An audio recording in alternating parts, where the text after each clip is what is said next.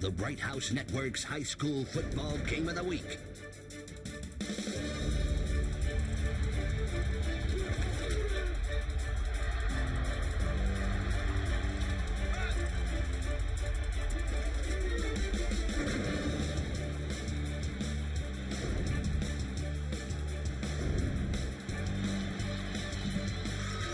Well, a very good evening, Kern County, and we hope you had the best of Thanksgivings. Here we are at Bakersfield High School downtown on Bright House Network's high school football game of the week. How can it get better than this? The Drillers hosting the Centennial Golden Hawks. It's a kickoff. Both crowds standing up on both sides of the football field, and as Bright House Network starts the evening, here it goes. Boom. It's off and started. The Drillers with Nacita gets up to about the 41-yard line. Good evening. My name is Vance Palm. I've got Matt Alvarez with me as always up top, and down on the grass, our own Driller, Brian Adams. The Bakersfield High School Drillers, the Blue Crew, undefeated. And they are hosting Centennial, and Centennial has been here before. We've been here before just a few weeks ago with the Drillers and the Golden Hawks, as Bakersfield starts off on their own 40-yard line, and Hannibal is the quarterback, one back behind him, and that, of course, is Silas Nacita. And this Golden Hawk defense trying to make something happen early, and there's flags, and there's motion, and there's emotion all over the place. Let's go down to the grass. Our current BHS football Hall of Famer, Brian Adams. Brian, here we go. Another team coming down to your field trying to make it happen in playoff football. Well, Vance, they're definitely trying to come here and make it happen. One thing you cannot do is you have to be disciplined for Centennial. You cannot make the mistakes. You can't get the easy 5 yards. We've seen the Drillers now. This is our third time. We know they can make big plays, and they can grind you out. So right now this offense is playing exactly the way Paul Golo wants them to, and they're beating people down. It's the 1st and 5. Hannibal on a keeper. Hannibal, the dangerous quarterback, already in the wide open. You have to be kidding me. Well, Touchdown. Vance, I guarantee you no one is kidding you, because if you're a BHS, if you're a Driller fanatic, or if you're just a casual follower of football here in Kern County, you have to know that BHS has that quick strike ability with Chris Hannibal on that option. And you know what's funny about that play is that Hannibal was swinging the ball like crazy. It looks like he almost had it poked out right before he broke loose around the 40-yard line. Well, there you see in the bottom right corner of your shot there, a Centennial Golden Hawk crowd that is absolutely stunned, quiet, finished as the PAT goes through. One play from the line of scrimmage after a penalty to make it a 1st and 5, and officially, with 11:43 on the clock, 17 seconds have gone off the clock, Ryan, and it's 7-0 Drillers. Well, what can you say? Hannibal loves Bright House. It seems like every time we come out, he's a big play man for him. And, you know, right there, it seems almost like we were there 2 weeks ago at Liberty, the same type of play. He kept it, went down, and went to the right. At least this time, Centennial touched him little bit. They weren't able to wrap him up, but he took off down the middle and broke in for a touchdown. So, like we said, they can strike real fast, and they're up now 7-0. A packed house at Griffith Field, Matt, and the red and gold side is just beyond themselves. Well, weren't we just at a game a couple weeks ago where BHS scored on the opening play of the game with Silas Nacita? It was the exact same sequence, a penalty taken by the defense. It was a 1st and 5, and then Nacita broke it free to the house. So it's 7-0 rather BHS here early, 17 seconds in, and already Parker Campbell gets to see his first kickoff of the night. Well, if you're just getting to your television thinking, hey, I'm watching this on demand, it's 11:01. Guess what? It's already 7-0 Drillers. Quarterfinals in Division I football, and the Drillers are up by a touchdown, and that ball goes, just as Matt probably predicted on Campbell's kick, out of the end zone. It'll be 1st and 10 at the 20 for the Centennial Golden Hawks. I'm Vance Palm, joined as always by Matt Alvarez. We have Brian Adams down on the grass. Bright House Network's exclusive coverage in its entirety of a high school football game. Last week, we started off the playoffs with a barn burner, Foothill at Delano, and I still want to get Brian and Matt's thoughts on that great game. Double overtime win for foothill. But here we are with the Golden Hawks trying to make something happen after a deflating 1st and 5 touchdown run from the quarterback. And here's a nice run out to the left side, spreads it out, and it's taken by Bryce Royal. First and foremost, Matt, Royal is back in the lineup. Yeah, he's the X factor definitely in this game for the Centennial Golden Hawks. Royal rushed for over 400 yards last week in a win over the defending defending Valley champion Clovis West. So look for Royal to be a big factor here in Centennial's offense, as he'll need to be. He'll need to rush for 400 and more to be able to keep this game within reach, because right off the bat it's already 7-0. But let's see what Royal can do, as there's going to be another penalty flag. If that's on Centennial, that'll be their second penalty in 3 plays. Just underway, 11:37 remaining in this first quarter. We have just started, and Matt, they're walking backwards, so the Golden Hawks will start off on a 2nd and 10 after a nice start on a 1st and 10. They got 5 yards out of it. Royal looked good, but then a little stub in the toe.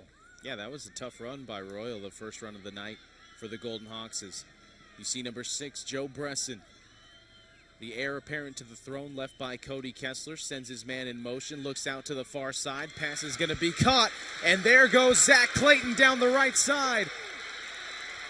Clayton will go.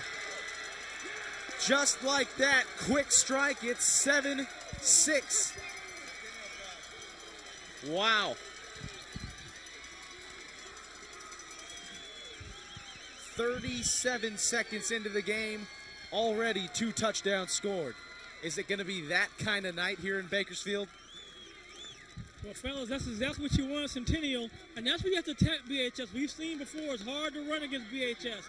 The way that we've talked about it in the past is you have to be able to pass the ball against them. They're going to play a lot of man-to-man, one-on-one. You got out there in the flats, good throw out there, turned upfield, knifed it up, went on the sideline, and the drillers were not able to pull on them at all. So there's like going to be some opportunity tonight for Centennial to make some big plays.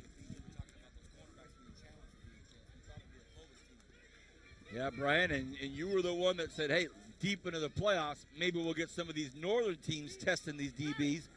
Already at Centennial. Well, that's a great play right there. I like the isolation. They got him one-on-one out there. And then once he's able to catch the ball, good throw. The receiver's elbow to run when he caught it and then cut up field. But, Vance, one thing you have to be, if you're going to play that kind of man-to-man, your coverage has to be a lot tighter, and you have to be sure of your tackling. And this could be a wild night tonight, fellas. Well, there was one-on-one coverage out on the right side, like you said, Brian, and man just got beat. That was one-on-one, and Clayton did the rest. And knocking the extra point through is Kyle Wiggins. It's a tie ball game, Vance, just 37 seconds into the game. If you missed the opening couple minutes here at Bright House, you've missed a lot. As you see Bresson firing over to Zach Clayton, and he gets away from the tackle of Kevin Elijah Jr., and then he's off to the races. Looked like for a moment he might have been run down here towards the end, but he just turns on the afterburners. Well, it was a great call, Matt, and I was watching you call it, and your eyes lit up once Elijah Jr. missed him. It was all about speed, who can catch him. Nobody did. So now if you're just getting to your televisions, if you're just making it to your living room, the game room, the man cave, whatever, now with 37 seconds into the football game, it's 7-7. Oh boy. Happy Thanksgiving, everybody. Happy Thanksgiving. Look at this. All of a sudden, the Centennial crowd went from deflated to inflated. And this could be something special tonight. It's high, and it's going to be taken at the tip. Fumble! So now we'll see what the Centennial defense can do, coming back from a 1st and 5 and a 70-yard or 65-yard jaunt that Hannibal scored on them. They come back with a nice touchdown pass, and here we go. Let's see if things settle down. Let's see if the emotions kind of get tempered a little bit and get into a normal route here. But Kevin Elijah breaks out right in front of Brian Adams and way out on the left side. Hannibal has another receiver, but Nicita right behind him. And they do the fake gimmicky with Derek Vickers stopping very quickly. On a 1st and 10, here come the Drillers. And it's going to be Hannibal. Hannibal tries to get to the outside, can't do it. Brought down at about the 23-yard line. The Centennial crowd clapping, but it was about a 4-yard gain. Yeah, remember, any gain that doesn't go into the end zone for this Centennial defense, they'll accept it at this point because the quick strike ability of Chris Hannibal in the BHS offense. And remember, Brian, we talked about earlier in the season how Hannibal can be very, very dangerous when he tries to pitch the ball when he's going to the ground. Let's see if Centennial keys on that like they weren't able to last game. 2nd and 6. Hannibal looked like he was going to throw. Now he's scrambled. He's running to the near side. Hannibal's in trouble. He's running all over the place. Good pickup block there. He'll pick up the 1st down. Hannibal's still on his feet. Can he get more? And he does, and he gets up to the 44-yard line. It's a very, very, very talented young man in Chris Hannibal. Wow. Well, fellas, right there, that's just an athlete being an athlete, and he's probably the best athlete on the field if we talk about each player on the field. And here, right there, he just makes things happen out of nothing. Line didn't give him much. He said, hey, don't worry about it, fellas, I'll pick it up. But that's a good way to corral him because usually he breaks those for another 6. Centennial played here a few weeks ago, were hammered by the Drillers, and now they're looking for revenge. Vickers, again, with that hard dash in motion, but then he stops and pulls Black in the slot, and he stands. 10 minutes left here in this 1st quarter. Hannibal on a keeper. Hannibal again now comes in, gets across midfield, and he's in Centennial territory. If nothing else, Matt, the Drillers can just hope to pound on Hannibal and get after him and keep bruising him and bruising him and bruising him. Well, that may not be a good thing, though, Vance, because, Chris Hannibal checks in. Let's see his stat line here. 6 foot, 180 pounds. I mean, I'm sure he could take a hit. He's taken a couple licks already in this game, a couple big hits, but you don't want to keep pounding him and bruising him like that because you're going to need him for the later rounds if they can get past the Centennial team. Nicita yet to really carry the ball on any major loads. He had 1 carry, but it was a penalty against the Golden Hawks. 2nd and 4, and now we have a timeout taken by Paul Gola. He's unhappy with somebody. Pointing down the field, pointing at the Centennial defense, and maybe he's telling Hannibal that he needs to make a different read or change something up, call an audible. Wish I could read Gola's lips. Pretty far away from here. Brian, do you think Gola's involved at all with Hannibal's mind saying, hey, let's get a couple more options involved here?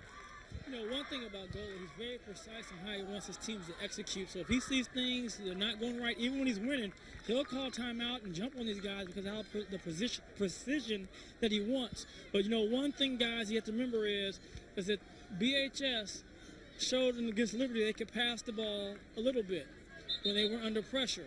And maybe they want to get Elijah out here with Grimes. That's a good matchup. 2 good athletes on the same level so they can battle. And Kevin Hayes, the sophomore, has been their big play guy. So they have some options to try to go outside this run if you're keying too much on Hannibal and Nicita. 2nd and 4.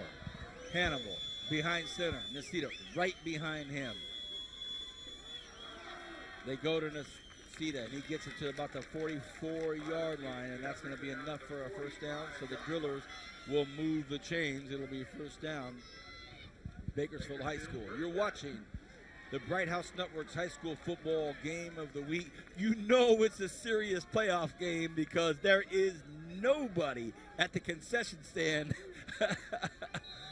on the Driller side of the football field. I mean, it's cold. People might want hot chocolate. They might want coffee. They might want some tri-tip. Not one single person in line over there. They're all watching this 1st quarter. We're tied up 7-7. Nicita right behind Hannibal. Hannibal keeps it. Looks for a pitch. It's a horrible pitch. It's going to be a loose ball, and it's taken. Fumble, fumble, fumble, fumble. That's your pitch you were talking about right there, Matt. The one when he tries to force it.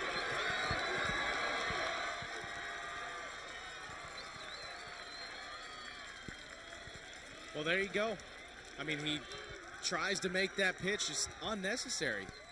You take your loss. Doesn't have to be a gain on every single play. You just lick your wounds and try again on the next play, but instead like Zach Clayton's the one who recovered. He's got a touchdown reception and a fumble recovery for the Centennial Golden Hawks tonight. But if you're Hannibal, there's no reason in the world why you should even think about pitching that ball in that situation. And that's a different pitch, Matt, than what you saw a few weeks ago. The other pitch is going down, pitching out. That one, he's balled up. He tries to throw it like almost a pass back. But you called it, Matt, about that dangerous pitching. Here we go. Golden Hawks at the Driller 40. And the ball goes to Bryce Royal. Bryce Royal still on his feet. Matt, it seems like the 2 BHS games we called, we witnessed a Chris Hannibal who was able to kind of get away with a flirtation of a sketchy relationship with he and his running back. Able to get away with it against Centennial, against Liberty, but it didn't happen on that play, and I know that's something that kind of has been under your skin a little bit. Royal, hard run, picks up the first down. Well, you've got to know that, especially if you're Centennial and you're Brian Nixon and you've done your homework, you have to know that Hannibal is going to be prone to pitching that ball in any situation. And if you're a defensive back, once you see a quarterback going to the ground, you kind of want to rally to the ball. But what really needs to happen is that pitch man needs to be covered as well, because you never know when Hannibal might just break free out of there or get an arm free and be able to pitch the ball. So both those men have to be covered. They both were. Turnover, and Centennial has it deep in BHS territory. Well, the Golden Hawks right now, Coach Nixon going with a dose of royalty. It is all Bryce Royal right now. Don't forget, Kern County, Bryce Royal not in the game a few weeks ago here at Griffith Field when the Golden Hawks played against the Drillers, so it's well documented that he wasn't there, but he's here tonight, and so we'll see if that plays a difference. 2nd and 6, 7:34 here left in this first quarter. Bresson's going to hand off the ball to Royal once again. Ball stripped loose. That's BHS's ball. Definitely BHS's ball as it was stripped loose before Royal hit the ground. No chance whatsoever for Centennial to argue about that one, because as you can see here under instant replay, oh yeah, what a great strip by number 4.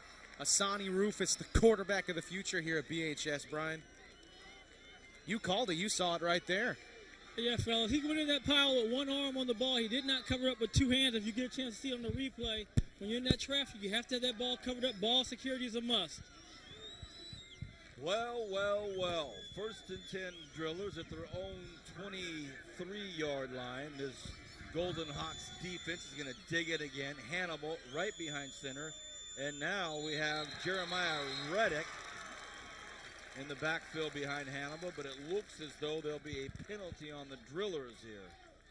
Hey, fellas, I want you guys to look at the secondary, see where they're playing at. They're daring the Drillers to throw the ball on. They're going to sell out for the run. This is where we talked about, can you make accurate passes and take advantage of this one-on-one coverage with no safety? A safety this close to the line of scrimmage with the speed of the 2 receivers, you have to be, as a receiver for the Drillers, say, get me the ball, get me the rock, and let me make a play. Thank you, Brian. Now it's 1st and 15. Hannibal, will he go to the air? Hannibal wants to keep it. He's in big trouble now, and the Golden Hawks all over him, and they throw him for a loss. So Brian, sooner or later, he's going to have to go to the air. You know, one thing, they're going to be patient. One thing about him, having watched Golo through the years, he's going to be patient. He's not going to panic. I wouldn't be surprised if they try to run the ball again on this down. Hannibal's going to have Reddick in the backfield again this time. He's got number 25, Kyle Pope, lined up as a wingback. Looks like they may go to the air here with twins out to the left.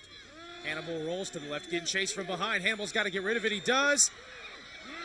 And Pope makes a good catch, but it's going to be well short of the first down. But he did pick up 7 yards on the play. Hannibal was hit as he threw it, as the pressure was coming from number 54, Brody Scott. Watch this, Vance, right as he lets it go. Boom, takes a big hit. And yeah, that could have easily been picked off. I mean, I don't think that's who Hannibal was aiming for. He looked like he was aiming for Jeremiah Reddick. Well, that's an understatement of the year. Yeah. I think he's trying to get out of trouble. Hey, look at this, Kern County, 3rd and 8. Now to see the back behind Hannibal. And this Golden Hawk defense on their feet on a 3rd down in the first quarter. Hannibal rolls left. Hannibal wants to throw it up. Picked off! Logan Kukoc. So Logan Kukoc picks that baby off. He read it. He read it just like the last play. Hannibal likes to roll out to the left. And since it's so awkward for a quarterback to have to throw across his body, like against the grain almost, but that's what Hannibal likes to do in this situation. See, he jumps, tries to float it over, and Kukoc, he read that the entire way. That kid's 6 foot, 180 pounds, got his arms all the way up there. Turnover. Centennial has it once again here on the 28-yard line. I see Brad Prout coming out, number 65 in the offensive line, patting every single one of his Golden Hawks on the helmet, saying, let's go. Preston, play action. And he gets it out there, and it's a nice play, and it's caught out there by who else but Logan Kukoc. So Logan picks one off. Now he's getting it going here. Well, Brian, all about that Driller D digging in right now. Well, that's what they're known for, Vance. Under goalie, they've been a great defensive ball club, and last series they were able to stop. But, you know, right now, Centennial's in a good situation. Second is short. You can still throw the ball. They have to respect the run. You know, I would look to see Thomas Grimes. He's their big play guy. You know, get an opportunity maybe on this series. Bresson's in the shotgun formation now as trips out to the left. Flirting with the play clock here. They get the handoff to Bryce Royal, and Royal's going to be swallowed after a gain of 1 yard. It'll bring up a short third down attempt here for the Golden Hawks. Kukoc had his hand on the ball 2 plays in a row. Once the interception, like Vance said, and then a reception out in the flats that put Centennial in a position now as it's 3rd and 2 from the 20-yard line. And it's going to be an official's timeout. Equipment issue here for number 34 on BHS's side. That's Andrew Agtang. Look at this. Look at this. The power backs coming in for Centennial. You got number 4, Alex Zubia, number 9, Preston Fortner, and then I think they're going to second guess themselves here as Coach Nixon calls a timeout for Centennial. You know, funny story about Coach Nixon. My goodness, that's a loud bang over there at the rail yard behind us. But Coach Nixon was actually suspended for this game, and then he had the suspension lifted after an appellate process from Centennial. It was last week at Clovis West High School. One of the players got into it with the refs. From what I hear, I believe that got into it with the refs. Then the official threw a flag, and then the assistant coach kicked the flag, and they threw Nixon out of that game. And of course, with these rules, if you're thrown out of one game, you have to automatically sit the next game. But the powers that be decided that Nixon was not at fault.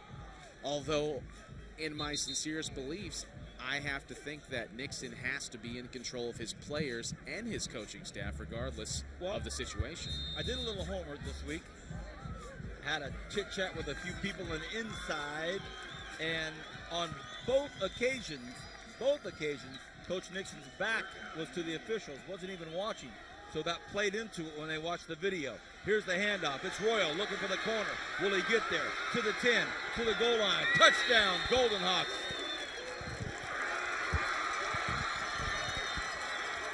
Man, does this kid make a difference or what, Vance? Bryce Royal listed 5'11", $190, and he probably runs a good 4.5 40, and he's power on the outside, able to sneak it into the end zone, evading the tackle of Asani Rufus. And BHS may have its hands full for the first time in a long time here tonight. Bryce Royal took the handoff, looked to the left corner, and never looked back. We have a penalty flag here, and that gives us a chance to go down to the grass to Brian Adams. This is a different Centennial Golden Hawks team right now, not just because of Bryce Royal, but now Preston, the quarterback, knows that he has a little bit of leeway in his options. You know, Vance, and they're playing with house money. If you get beat by 30, you're supposed to. They're letting it all hang out. Defensively, they're playing well. They force the Drillers to be in a passing situation, which I still believe is the best way to beat them, is win first down, get them into a passing situation, and see if they can pass when people know they have to pass. But right now, you have to love the way Centennial is playing football right now. They are totally confident. They have no fear of the Drillers, and they are continuing to make big plays after another. Now, Great change right there by Nixon on that play. He goes to his big, heavy lineup, goes outside. Royal hits the sideline. And this is something we have not seen, is speed problems for the drillers. They're having some real adjustments trying to catch these guys. And they've got to do some major things now on their sideline, because they just don't want to do is get down by another touchdown and get this momentum and get the feeling that we can beat them by Centennial. The drillers have to respond back right here, settle down, and just do what they do best. Thank you, B. Adams, down on the grass right below us. So as he's speaking to Tony, our cameraman, he's looking up at you and I, obviously. And Matt, I know you have your thoughts on this building momentum here. I mean, these teams are very similar in the offense. If Royal hits the edge, it's going to be very hard to stop him. And conversely, if Hannibal or if Nasita or if whoever's in the backfield for BHS hits the edge, it's really hard for the defensive ends to contain. It's hard for the cornerbacks to contain. So once these guys hit the edge, these are the caliber guys that are liable to make this game a shootout here tonight. Looks like that's what it's going to be. Kickoff's going to be taken by number 12, Jermaine Irvin, along the right side, and we got a penalty flag down around the 29-yard line. Maybe a hold. Already, that's the 8th or 9th penalty flag here tonight. An illegal block in the back call against the Drillers. So shooting themselves in the foot one more time, as they had a good return up out to the 38-yard line. Would have been pretty good field position, but now they're going to march it back 15 from the spot of the foul. Scores 14-7. You're watching Bright House Network's high school football game of the week. I'm Vance Palm, and I'm joined by two top-notch partners. Matt Alvarez up top with me in the scissor lift. Down on the grass, Brian Adams. Brian Adams recently inducted into the BHS Football Hall of Fame, so it's special for us to have him with us. Hannibal now on a 1st and 10 at their own 20. He has Silas Nasita right behind him, and unbelievably enough, the Drillers trailing in the first quarter on their home turf. Hannibal wants to keep, pitches it. This time it's a successful pitch, and it's out to Kyle Pope. Kyle had to reach up for it. It wasn't the cleanest of pitches. No, but Pope did take it in, gets a gain of 5, and as the clock will dip below 4 minutes, again, Nasitas will line up behind Hannibal. Way out to the right, the bottom of your screen, out of your picture, is Kevin Elijah Jr., and way up at the top of your screen on a 2nd and 6, as now we get Vickers again in a hard count. Hannibal takes a look. Hannibal, option. This time it's out to Vickers. Vickers, will he be able to get free? He will not. Incredible play out there by Zach Clayton. Zach Clayton having a first quarter that a lot of players would like to have an entire game. Absolutely, Vance. And, you know, on this play, Vickers actually grabbed the face mask of Clayton on his way down. Could have easily been called an offensive face mask, one of those penalties you don't see very often. But Clayton stuck with it, gave it right back to him, dragged Vickers down to the ground. Here you see on the replay, the pitch to Vickers, watch this. Vickers tries to give the face mask, starts dragging the face mask, and then Clayton says, I'll have none of that. Here's your 3rd and 5, Brian. Hannibal's going to go to the air, gets rid of it quickly into no man's land, so it'll be incomplete. Coach Gola hastens on the sidelines, crosses his arms, and now the Drillers will have to punt. So they won the first down battle, and that's kind of what you're talking about, B. Right, because it's, like we said, we've seen the Drillers pass when there was no pressure. But there's a couple times in the Liberty game when they had to pass with pressure, they were incomplete passes. It's a different beast when you're under pressure. And also, he's not setting his feet up when he's throwing the ball. If you watch, he's kind of rushing. He's got to get underneath him and make a solid throw to the receiver. Thank you, B. Well, Clayton is deep, along with Thomas Grimes. It's kind of that rugby punt, and it's going to be, it ends up being a 7-mile punt by Nasita. It gets all the way down to the 10-yard line. Want to know how much, Vance? Tell me. 70 yards. Yeah, a 70-yard punt. I hope we can see that again from our Bright House production crew. Silas Nasita makes a quick little move to the left, gets rid of it. It's low, it's got a funky bounce, and Matt, look at this baby. That's 15 feet off the ground. Talk about field position. I mean, that's obviously not how you coach it. But hey, when you get the roll, you get the roll. You know, you get that quintessential football bounce, like you like to call it. Look at these guys. Man, oh, They're man, just oh, dancing man. alongside it. Look at man. Vince, that's like my scorecard on golf. Just the number, baby. Doesn't not how pretty it is. Well, I'll tell you what, that's a 70-yard boot, and Grimes and Clayton were standing 30 yards further up. So great job by the football gods and the drillers, because they're able to benefit from that. Now Bresson wants to go to the air. He throws it over the outstretched hands of Andrew Dougherty, and Coach Gola kind of giving the officials a word over there like, hey, that's offensive interference. There's a look at the rock packed to the gills here after Thanksgiving. Everybody's home for the holidays and enjoying a nice Thanksgiving weekend. What better way to spend a Friday night than to come watch a BHS Centennial quarterfinals playoff game. A lot of great games going on tonight in the Valley. This being the premier game in many people's opinions. It was a unanimous vote by our Bright House crew. Here we are.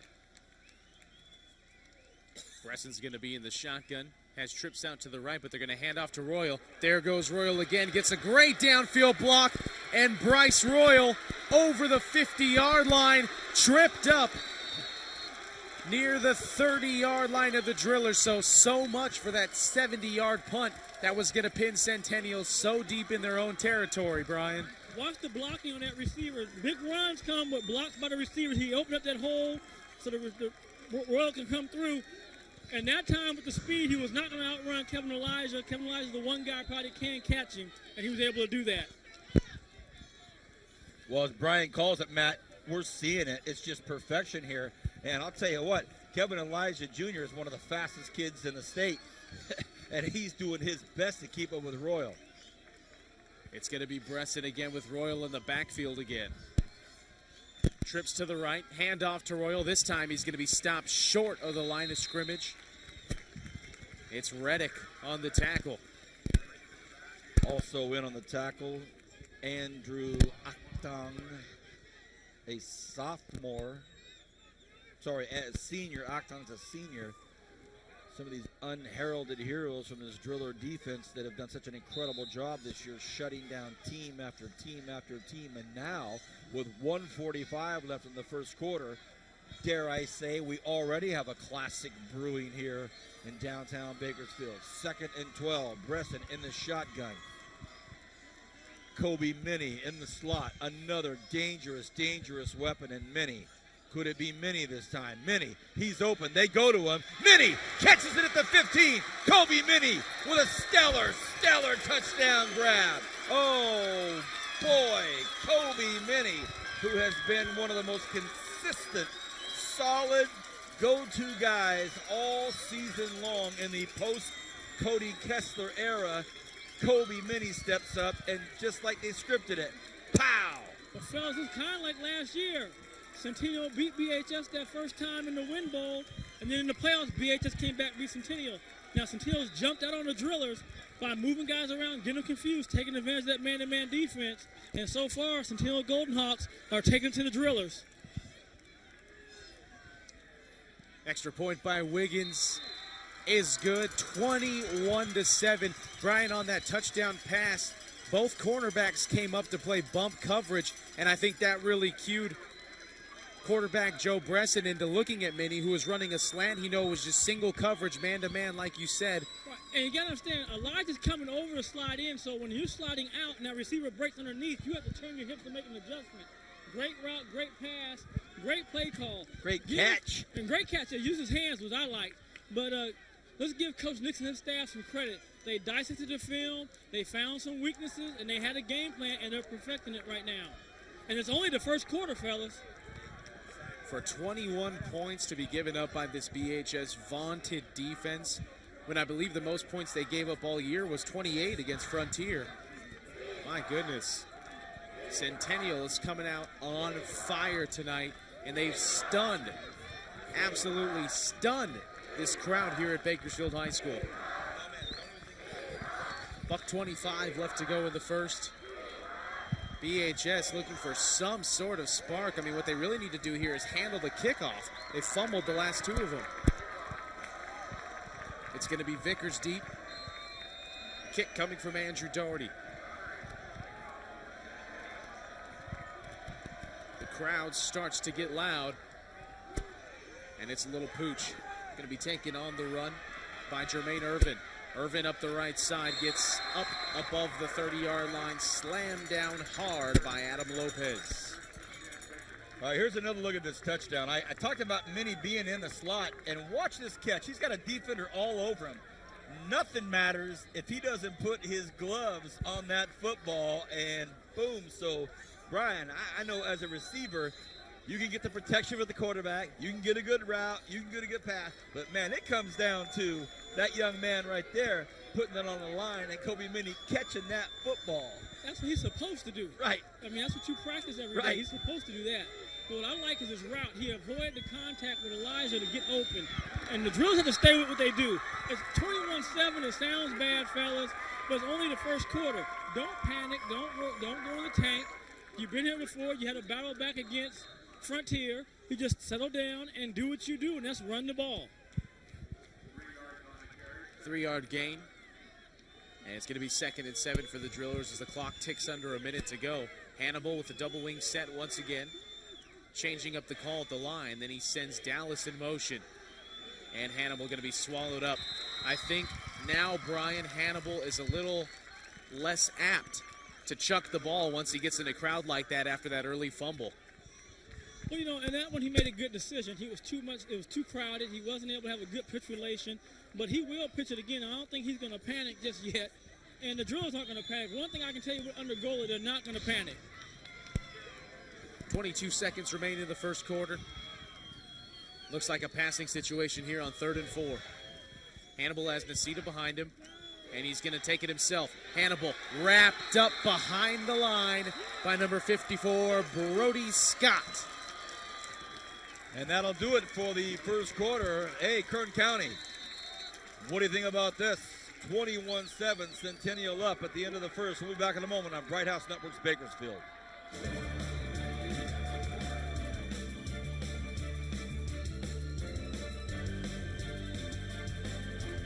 Break out of the box with Bright House Network's Whole House DVR service.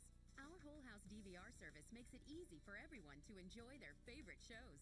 With options to record up to 4 HD channels at once, store up to 120 hours of HD programming, and view across multiple TVs in your home, something no other provider can offer. You're getting more entertainment and more convenience in more rooms. That's Bright House Network's Whole House DVR service. Learn more at brighthouse.com/DVR.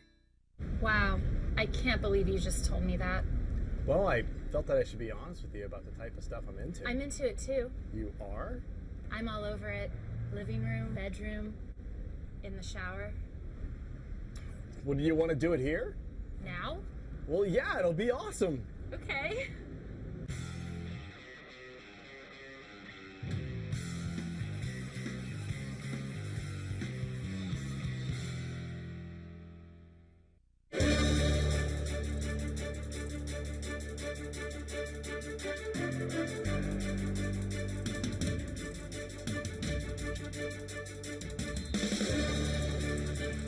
Welcome back, everybody. Vance Palm alongside Matt Alvarez. Brian Adams down on the grass at Griffith Field. The beginning of the second quarter. It's a 4th and 4. Brian, you think they'll punt it or what? They got to be careful because Thomas can be a game breaker on you.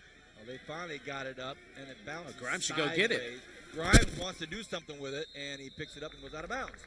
So, Brian, my question to you right now as we start the second quarter, the Drillers down 14. Whose emotions need to stay more in check right now? These pumped-up Golden Hawks or the perplexed, a little out-of-whack Drillers? The Drillers have to stay calm. They cannot panic right now and do anything they don't do normally. But the problem they have is that Royal changes the whole dynamics of this offense because he's able to run the ball and force you to deal with the running game. And they really have not attacked them big time in the passing game, what we know they can do. But right now, just watch how the Centennial Golden Hawks are running on the field. Much different. And again, like I said, Nixon with time and able to adjust, he can make it tough for you. And he's got BHS in the vice. Joe Breston's in the shotgun with trips to the left side. Breston looks to the right side, finds his man Doherty, and there goes Andrew Doherty. Are you kidding me? Centennial is up 27-7 over the number 1 seed Drillers. Elijah Jr. got beat again, and you hate to put it on him. I mean, Breston is just threading that needle, though. My goodness. Welcome back to the second quarter. If you went to the restroom or you went to the kitchen or you went somewhere, pow! 27-7. All of a sudden, the Golden Hawks now, and you talk. I started the quarter asking you about emotions and who is keeping in check. I don't know if you can put a bottle cap on the Golden Hawks now, Brian. Well, Vance, the bottle is open now. Sounds good. Go ahead. And there's nothing you can do about it because the Drillers like to play a lot of man-to-man, and we talked about this 2 weeks ago at Liberty. If you're going to beat the Drillers, you have to test them in that man-to-man, take a chance, and be able to pass and make big plays. Secondly, you have to put them in a passing situation. Put them to where you know they're going to pass. They have not shown that ability this year, and so far in this game, they haven't shown the ability to pass the ball when they have to. Now, again, if you're a Driller team, it's like the Oregon Ducks against SC. I still think they have to score high 30s, low 40s because they can run off points.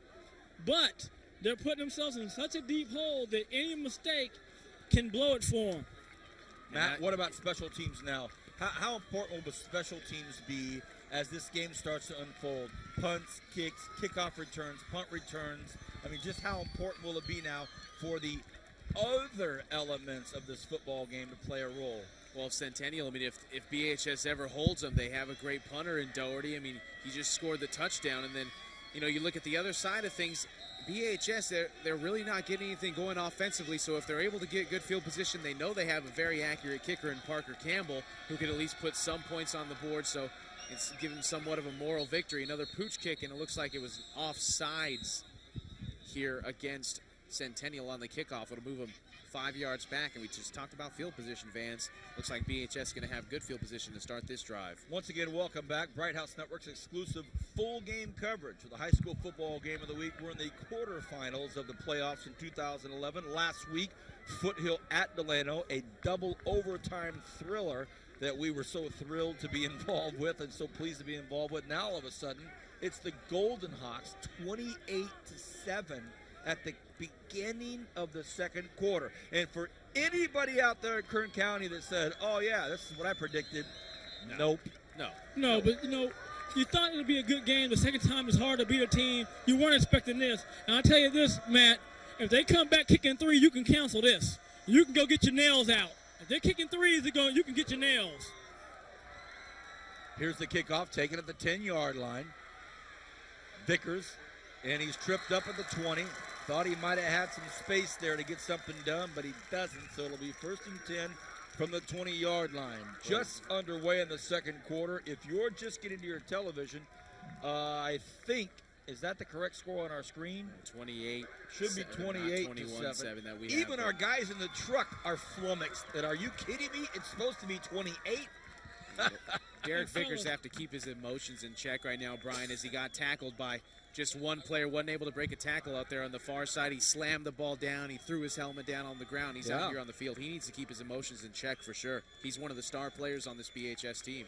Nobody behind Hannibal is going to have to go to the air. He throws one out here, and really no chance at being caught. Very good coverage out there by Khalil Shagog, and he's working on Kevin Hayes. So Hannibal just kind of tosses that up here. So that's a first down win immediately. Well, guys, right there, you're seeing what the pressure does when you're down 28-7. And we talked about Liberty. These Driller receivers, Hayes and Elijah, would have to show up sooner or later in one of these playoff games for them to get a win.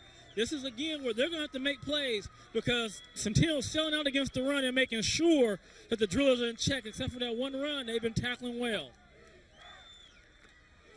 They go to the run. It's going to be Hannibal keeping it. Hannibal looking for some space. Hannibal gets open. That's a nice run, and he gets to the 38-yard line. So he fakes to Nasita, keeps the ball himself, and a big chunk of yardage there by Hannibal. That's all on Logan Kukuk there, that Hannibal was able to get that far. Kukuk bit on the pitch, and he went to the pitch man. Instead, Hannibal faked the pitch. Watch right here, number 42 in white. You see Hannibal right there. Fakes the pitch, and then that's Kukuk flinging his way around Hannibal. If Kukuk stays home, fumble! Fumble! Oh, he picks it up, and now look at this. Vickers still on his feet. He gets across the center of the football field, and now it's going to be 1st and 10 Drillers at the Centennial 44-yard line. Man, this game right here, don't take your eyes off the screen. Hannibal's having some trouble with these pitches here, Vance, as you see the fumble and then picked up by Vickers. I think Vickers is trying to do just a little too much, going to cut it back inside, swinging the ball back and forth. Has a good chance of getting it knocked out by a pretty hard hit, as we have an official's timeout here, like an injured player for BHS number 50, Nick Kidd. The score is 28-7. There's exactly 11 minutes left in the first half. Only 1 minute has gone off the clock here in the second quarter, and we have 35 points that have been scored, 28 of them the Golden Hawks. And now Hannibal behind center, has no back behind him, but he may put somebody in motion, and he does. Vickers, he pitches to Vickers to the left side. Vickers cuts out. Vickers gets to the outside. Vickers, a nice 9-yard run. Oh, sorry, that's Pope. Sorry, Kyle Pope on a 9-yard run. So no matter what, Brian, they're going to keep on coming, keep on coming, keep on coming. And that's exactly what they have to do. Be who you are. Don't come out tonight trying to be John Elway or Tom Brady. Stay with what you do. Run the ball and try to stay in the game. Don't make a mistake and throw another interception. 2nd and 1. Hannibal's got it at the 44-yard line, or the 45 rather. Sends Vickers in motion. He's going to pitch to Vickers on the far side. Vickers has a couple of blockers out there, and Vickers springs free to about the 19-yard line. And another first down picked up by the Drillers. That's their MO for sure. 1st and 10 at the 19, and a timeout going to be taken by the Golden Hawks. Timeout on the field, Matt. Timeout on the field, Brian. Everybody gets to take a breath. Everybody gets to kind of just stop for a second. Let's recap this football game very quickly. Matt, I'll start with you. You give us a recap on the BHS Drillers and how they've come in undefeated. They start tonight against the Golden Hawk team who they beat up on a couple weeks ago. Then they hammered Liberty. Then they get a week off. Talk about the Drillers before the game started. Well, I mean, the X factor in this game was Bryce Royal. We didn't know what was going to happen with Bryce Royal, and then this BHS team didn't know what to expect with Royal in the lineup. So I think they were really, like you like to say, Vance, they were flummoxed. They were kind of disoriented after seeing Royal run all over their defense. And fortunately for this BHS offense, they've been known to put points on the board in large amounts in very fast fashion. So, they're led by a great head coach. They have a lot of youth on this team, but they have a lot of leaders. So I expect them to, don't expect them to lay down for anybody, Vance. After this play, I want to hear Brian's take on the first quarter for the Golden Hawks, because as it stands, with exactly 10 minutes left in the first half, it's BHS on a 2nd and 1. Hannibal right behind center. Sends Vickers. They fake the pitch to Vickers. Looks across the middle. Has a man, touchdown. And of all people, it's Kevin Elijah Jr. So Kevin Elijah Jr. scores a TD on a very, very good pass by Hannibal. That was perfectly played. The fake pitch to Vickers. He turns around and puts it right on the money. So the Drillers answer with a great touchdown pass from Hannibal to Kevin Elijah Jr., who's been maligned a bit in the defensive backfield already. Here comes the PAT, and it's going to be Parker Campbell. I'll bet the ranch this is up and through. And it is. So, Brian, before that touchdown pass, I was going to throw it down to you about the Golden Hawks. Give me your take on the first quarter for the Golden Hawks. Well, they did exactly what they needed to do. The first play, they took a big punch for the Drillers, which has been knocking people out. They stayed on their feet. And then they just made the plays they had to make when you're trying to go for an upset. They took advantage of turnovers, and they did a great job of play calling.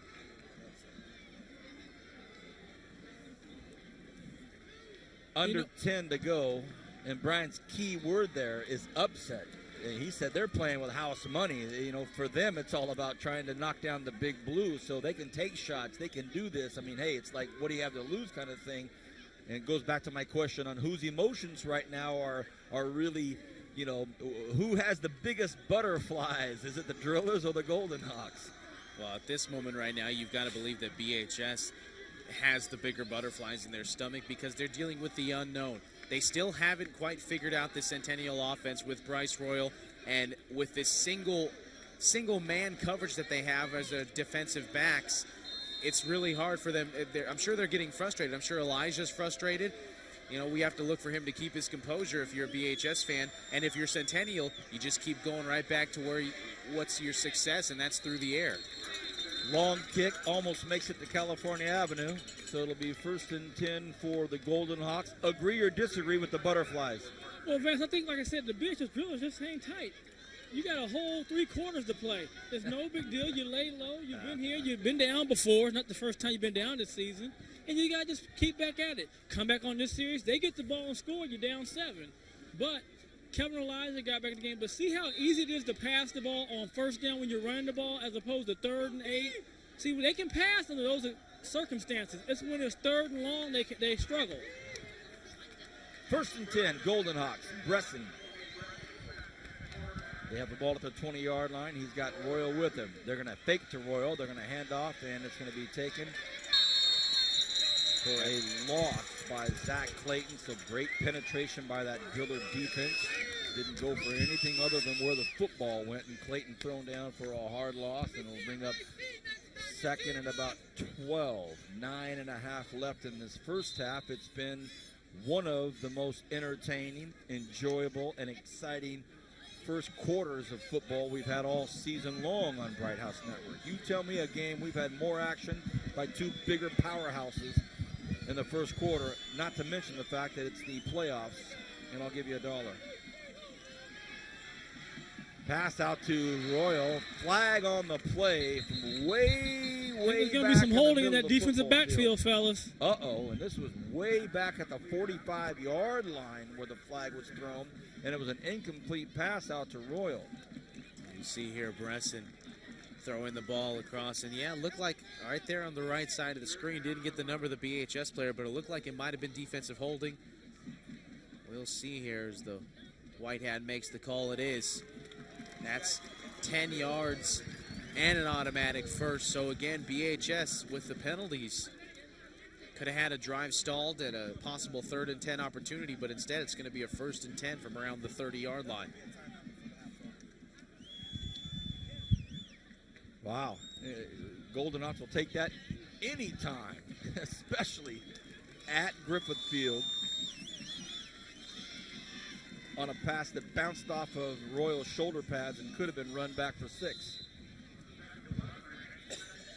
They go back to Bryce Royal on that play. Not going to be a 1st down quite yet. 2nd and 1, it looks like. I always thought that a defensive holding was an automatic 1st down. I guess that's not the case in high school. It's 10-yard penalty, and I think that first play was a loss of yard. But they were 2nd and 12, so you're right. 2nd and 1 now. Royal, Bresson hands it to him. Drillers all over him, and they go down on the far hash mark at about the 30-yard line, and Bresson will come over and talk to Coach Nixon very quickly. That'll bring up big 3rd down here, big 3rd down. Well, Royal has to run the ball a little more ferociously than that on that second and short. You can't go there, as we say, tiptoeing through the tulips. You have to run with some aggression on that play. Well, one thing I'd like to see the Centennial offense keep doing is going to the outside, running those power plays and those sweeps, because the BHS defensive ends, they've been unable to contain, especially with Bryce Royal in the lineup. But on a 3rd and 1, of course, you're going to look to go up the middle, especially when you have 2 fullbacks in the game like you do now, and a timeout's going to be taken.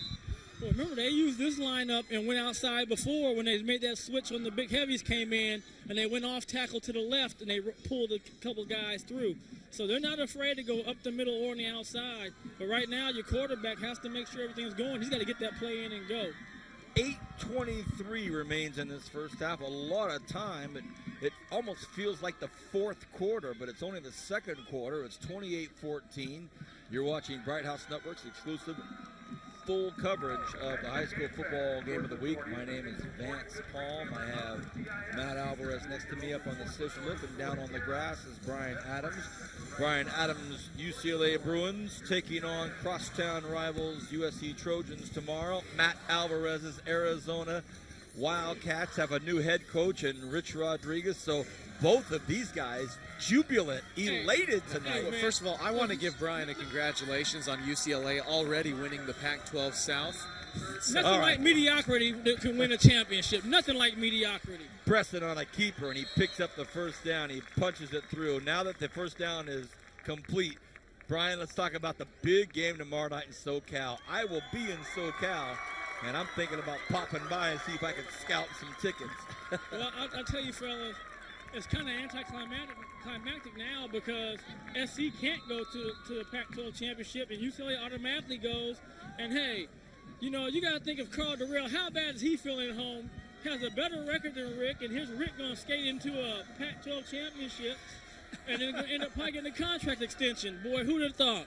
It's all about timing. Royal picks up a nice 2 or 3 yards. Matt Alvarez, let's talk about your Arizona Wildcats. I thought about texting you. Anytime I see anything with Arizona, you know me, I'll text you or this and that. But that was such big news that I knew you knew about it. Rich Rodriguez coming to Arizona. Yeah, you know, it's a very exciting time for the Wildcats, especially considering that the spread offense that Arizona already runs is pretty potent. They have some good weapons at wide receiver. They have a great quarterback in Nick Foles and a great quarterback of the future, Matt Scott. That reminds me a lot of Pat White, the same Pat White that played for Rich Rodriguez at West Virginia. It's going to be 2nd and 8 here for Centennial. Bresson sends his man in motion. That's Colby Minnie. And he goes out to Minnie on the right side. Minnie takes a hit, 2 hits, and dropped down behind the line of scrimmage. It's going to be a loss on the play. But, you know, I was joking around with Brian before the game, and Brian reminded me that UCLA could potentially find themselves bowl ineligible if they lose these next 2 games. I mean, they could lose to USC. They're still going to be in the Pac-10 championship. They could lose the Pac-10 championship. Well, forget that. That play right there, watch the setup. Don't be surprised they pump fake that route there and go deep. All right, in between Pac-12 talk, Adams says, hey, they might pump it and go deep. Everybody in tight. Bresson takes a quick look, looks across the middle, finds his man, and Brian was prescient as always. It wasn't too deep, but it was a 30-yard route. That play Pacific fans, but that play they ran before, they'll come back to that set where he pump fakes out to that swing, and that guy going on that post will go behind him. So the drills have to be real careful about coming up super fast on that swing route. But great play, great pitch and catch, great slant, first down, Golden Hawks. Andrew Doherty on the big catch up to the 46-yard line, another first down. 4 wide receivers set here for the Golden Hawks with Bryce Royal in the backfield. They hand it to Royal, and he gets the outside. And a penalty flag comes in late, probably a hold on the Centennial offense. I saw it, so if it's not a hold, I'd be very, very surprised. And it is a hold. I saw it. I kind of like watched. I saw it and watched the hand come out of grab the flag, and I said, that's going to be against Centennial right away. We see Brian Adams down on the grass speaking with the Dean of Local Sports, Greg Kerr. Greg Kerr has close ties to the UCLA Bruins. His brother coached there. Brian, of course, played there, so probably having a bit of a UCLA chit-chat. And that'll come back to the Golden Hawks now. Kind of funny, Vance, right? 20. Kind of funny that Brian, once I said bowl ineligibility for UCLA, Brian changes the subject. Yep. Oh, yeah. He said, forget about that. Forget about that.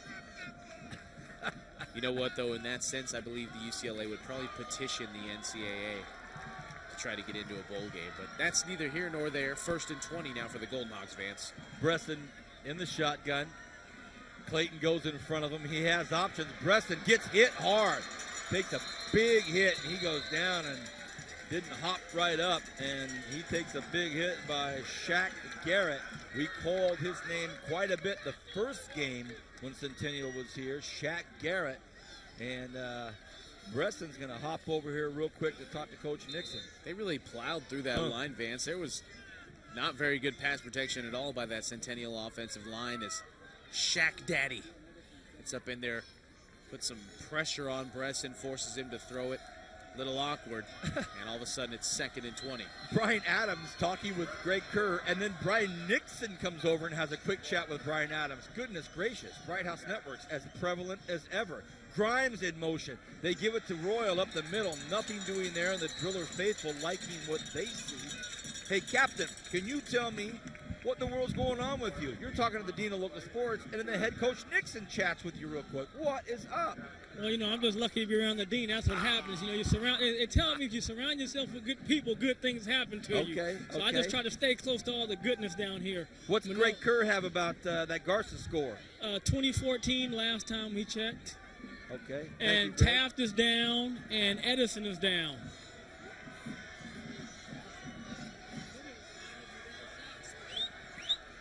Third and 19. Big test for the Golden Hawk offense right here. Bresson has only one back with him. Will they go to the air?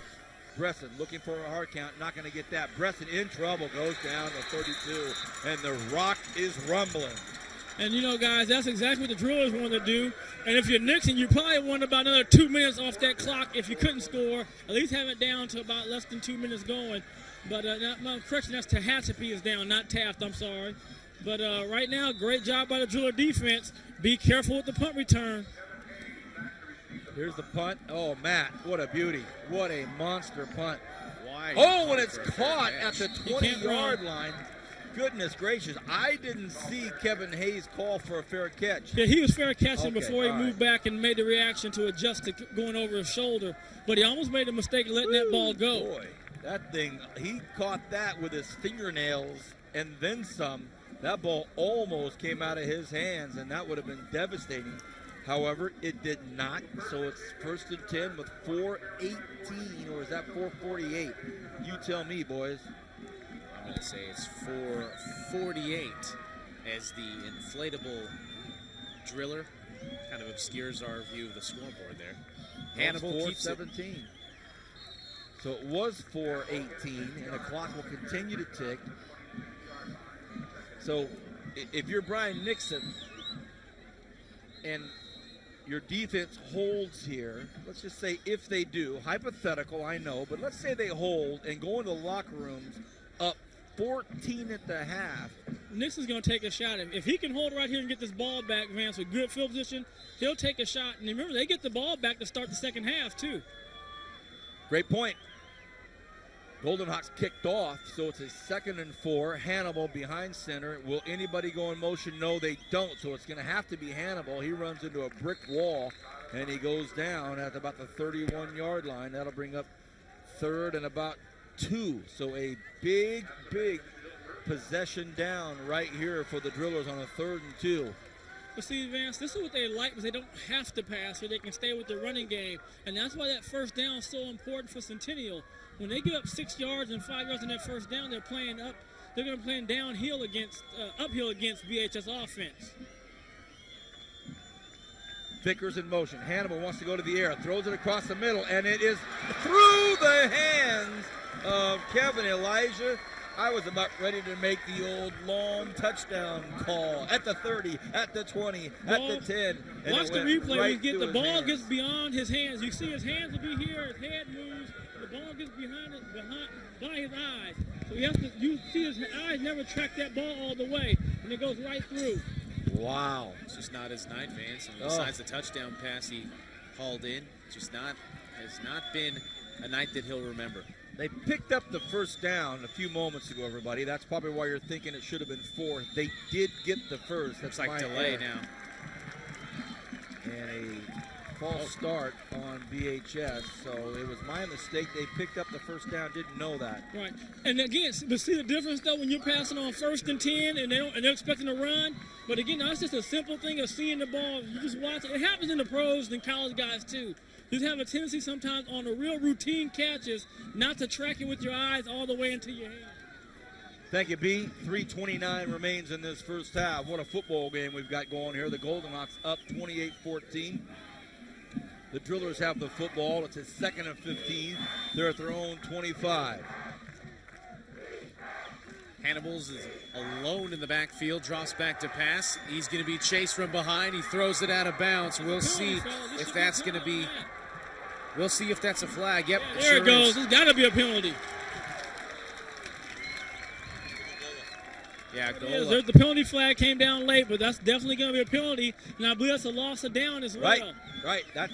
That's why that rule is designed how it is, so you lose a down. Yeah, but as well as look at the difference, fellas, when they have to pass the ball. Look at how they pass. Even against Liberty guys, they did not pass the ball well when they had to. That'll bring up 3rd and 25 on their own 14-yard line. So this is a very, very unfortunate spot for the Drillers to be in right now. With 3:21 remaining in the first half, they're down 14. It's 3rd and forever, and they're on their own 14-yard line. Hannibal behind center, no back there with him. He finally sends one in motion. Hannibal runs, wants to put one up, throws it across the middle. It's incomplete, and that's going to bring up a 4th down. So you're right, Brian. Now all of a sudden, Coach Nixon's thinking, hey, let's get our big-time kicker at least in place for a 3-pointer.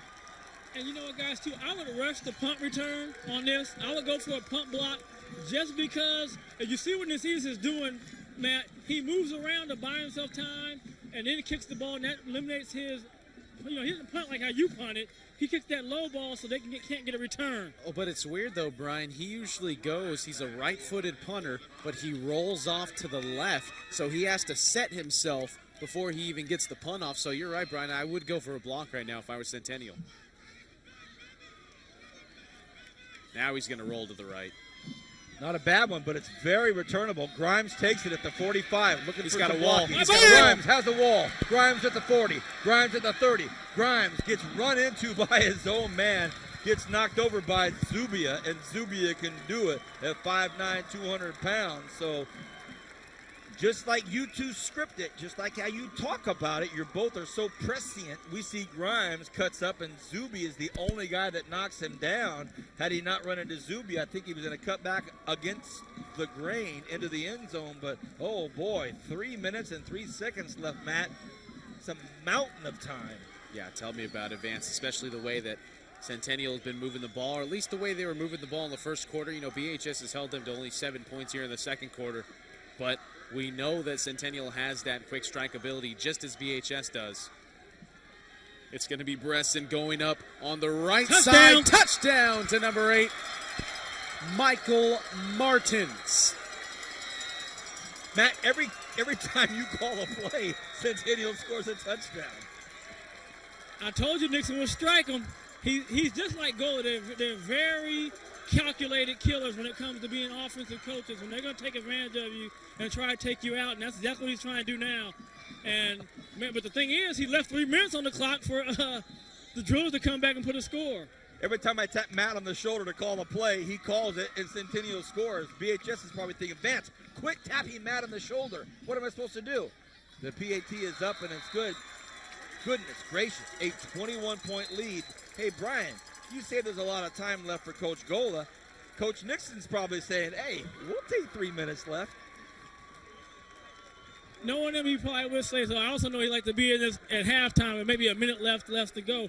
But you don't want to take the points off the board. And great execution. And there, young Thomas. And I have to let you know, I've been holding Advance. You know, he's an Adams boy. He's his mother and my father were related through them. So he put a little playtime up there, a little showtime, and set that up. Little bloodline football, and as you know, there is a lot of bloodline football here on Bright House Networks. Our good friend and colleague Kevin Keys started introducing the bloodline football a few years ago, and he was up on the scissor lifts with me. And if we were only able and capable enough to continue the depth at which Kevin Keys could lay out bloodline football, we would do it. But Brian, kind enough to do it there. Matt has an encyclopedic mind for the relatives and the family lineage here. But I can tell you this right now, Coach Gola could care less about lineage and bloodlines right now. He wants his Drillers to stop the Golden Hawks from scoring. Yeah, down by 21 points here is not something that they've done a lot lately in the last couple of years, Vance. I'm telling you, this BHS team is probably just as surprised as all of our viewers out there. Kickoff. Short little 7-iron. I would say a pitching wedge. And, oh, wow. Oh, man. Lucky for those whistles, Vance. Thank goodness the whistles blow because Ernesto Juarez nonchalantly, a very laissez-faire attitude, had the ball fall out of his hands, and had the whistle not blown, that would have been a massive onside recovery. Wow. Just shows you the kind of night that BHS has been having special teams-wise. That's the third, even though that one didn't count, that's the third dropped kickoff tonight by the Drillers. 2:56 remains in this first half.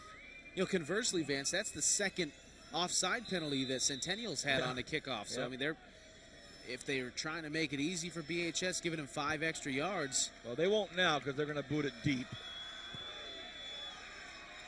And it's going to be taken at the 5-yard line in the dirt, in the mud, and a big hit at the 20-yard line. And it's Elijah Jr. He takes it, and it'll be 1st and 10, 25-yard line.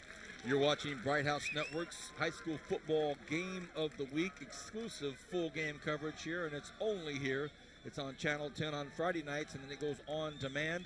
You and Zach Ewing had your pregame show tonight. Enjoy it, love it, but I'm sure that's a bit of a different situation evolving than what you guys talked about at pregame. Yeah, definitely. I mean, Zach's very knowledgeable with the high school football realm, and I mean, we had both thought that BHS may make this ugly early, but it has, in fact. Oh, my God. That could be intentional grounding, Vance, because he threw it. There was nobody inside as Gabe Arteaga came in with the pressure. I wonder if they'll discuss that.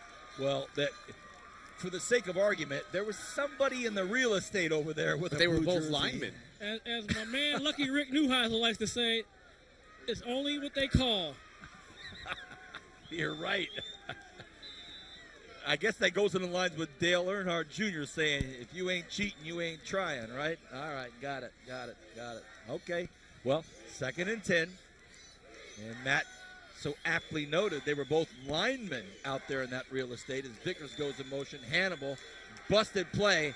Hannibal in trouble now, floats one out across the middle, and it's going to be pass interference. I'll take that, though, guys. That's better than a touchdown. Remember, we saw Centennial in that first game against Clovis not make that play and gave a touchdown to end up getting them in overtime. That's a great play right there. The guy beat you. He catches, he's going to score. Just go ahead and tackle him and let him go down. Reset your defense, 15 yards. They're in a passing situation. They haven't completed one when they've been in a passing situation. And keep the pressure on the Drillers. Khalil Shagog is the Golden Hawk who has the infraction on him, but as Brian notes, hey, fine with us. It's better than 6, isn't it? Absolutely. I mean, that's a great play to take if you're Shagog, although I don't think that he realized the ball was in the air. Right. He was kind of just oblivious to the entire situation. Then he saw the flag, was like, whoops. Elijah makes the catch out on the right side, but Grimes quick to push him out of bounds over the 50-yard line. Now they're in Centennial territory with 2:28 left to go in the second quarter. 35-14, the big story here. Centennial on top of BHS behind just a beautiful, beautiful night by Joe Breston thus far through the air, as well as Bryce Royal adding a couple touchdowns on the ground. Kobe Minnie with a big touchdown catch as well to stretch it out. Hannibal looks up, has his man open, but underthrows it. And now we're going to see another. Oh, I'm sorry, he went to the wrong receiver. I was thinking he was going across the middle out there. The Boo Birds are coming out for the Golden Hawks. I thought Hannibal was looking for another receiver across the middle. He was actually going down the sidelines, and the flag comes out, and that's going to be against the Golden Hawks. So a little bit more drama here to finish off the first half with 2:22 left. A couple of big yellow flags are keeping the Drillers with some forward momentum. And, well, it's going to be 1st and 10 now. Like I said, 2:22 left. Well, they were booing, fellas, but Elijah was definitely grabbed over there by Grimes on the sideline once they went for the pump fake. So they got the ball moved up. And, again, your defense can set. And, I mean, even still, look at how the ball's coming out. It's not being thrown crisp the way we're used to seeing quarterbacks throw the ball.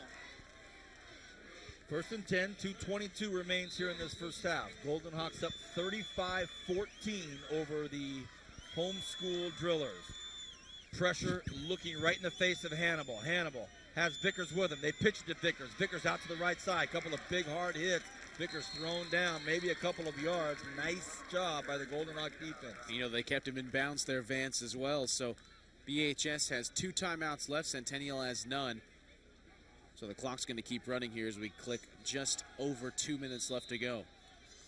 Matt Alvarez, Foothill Trojan, Brian Adams, BHS Driller, myself, and Arvin Bear enjoying this great high school football moment here. Pope has it, a pitch to the left side. A flag is thrown, and Pope is hit at about the 28-yard line. He's brought down out there by Shagog. It's going to be Nasida on Kukuc, I believe, number 42 for Centennial. Right here, you see on the replay, look at Nasida. Yep, he's holding his right shoulder pad. You saw it right there. Our cameraman all over it. So Nasida holding the dangerous Logan Kukuc. Penalties in this first half. I'm telling you, this is aggressive penalties, most of them. A couple of here, a couple of there. Besides the delay of games and the false starts and the offsides on the kickoffs, I mean, there's been so many flags tonight, just uncharacteristic of both of these squads. 147. I don't care what you say, fellas. That grab by the corner was the best play of the night, best penalty of the night for Centennial. Yeah, you're right. You're right, because now all of a sudden the Drillers are back at the Golden Hawks 42 on a 2nd and 17 with 1:38 in counting. Hannibal wants to go to the air, floats one out, is caught by Pope. Can Pope break free? He cannot. Great tackle by Clayton at the 31-yard line. So it'll bring up about a 3rd and 9, and the clock continues to roll. So Brian, another great point. Thank goodness we have you and Matt to keep our Bright House viewers involved and informed. That penalty taken by Shagog on the pass interference essentially has kept the Drillers out of the end zone. Hannibal drops back. He's going to roll to his left, looking for some blocking. He's in trouble. He better cover up. And a flag on the play way over here in front of Brian. Looks like holding. Yeah, defensive holding in this situation. Gotta be. And that would be bringing up a 4th and 7. But if what I'm hearing from you, Matt, and what Brian thinks he saw, that's got to be. It is. The drive is still alive. A holding by the Centennial defense. Man, I don't understand. Like, what? I have no idea why they could be called for 3 defensive or pass interferences and defensive holdings in the same drive 3 times. We won't see it. We won't see it in this angle. Yeah, he had broke down. You know how you start trying to scramble? When he was scrambling, he ran to him and he grabbed him real quick. Got it. Okay. All right. Well, now all of a sudden it's 1st and 10.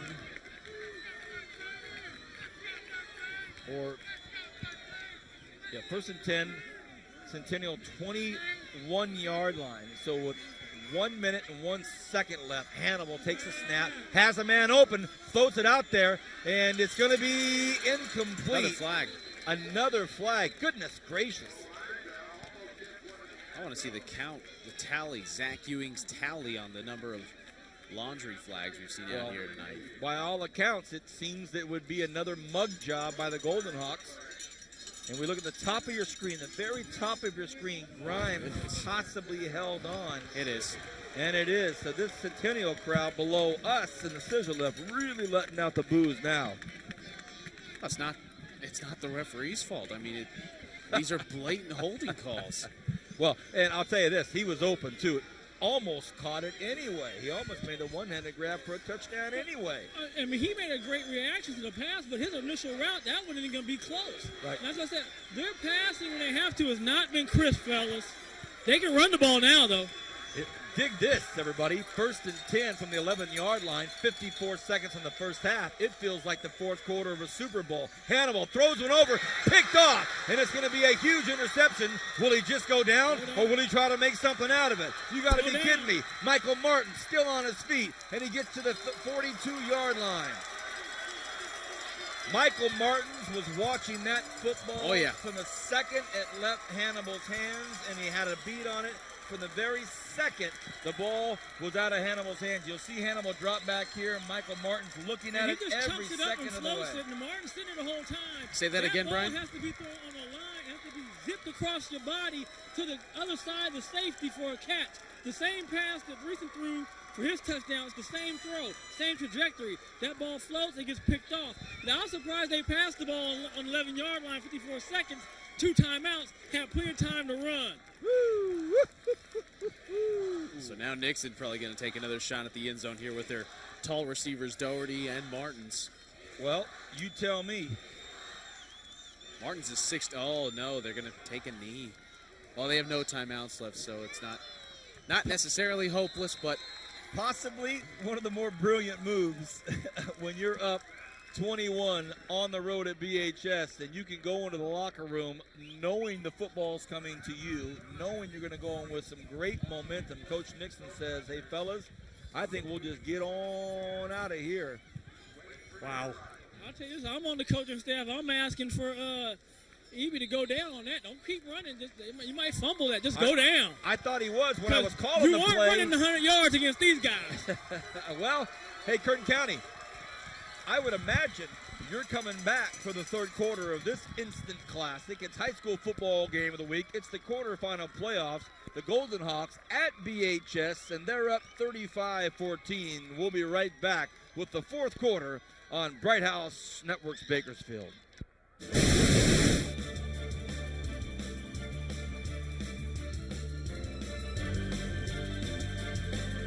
Bright House Networks is rolling out more ways to watch TV. We're giving you the freedom to watch TV anywhere you are on your choice of devices, computer, laptop, and most tablets and smartphones. Stay entertained with sports, movies, and more from anywhere. All you need is Bright House Networks TV and a My Services account from brighthouse.com. It's a whole new way to watch TV, available at no extra cost to you. Learn more at brighthouse.com/myservices. Wow, I can't believe you just told me that. Well, I felt that I should be honest with you about the type of stuff I'm into. I'm into it too. You are? I'm all over it. Living room, bedroom, in the shower. Well, do you want to do it here? Now? Well, yeah, it'll be awesome. Okay.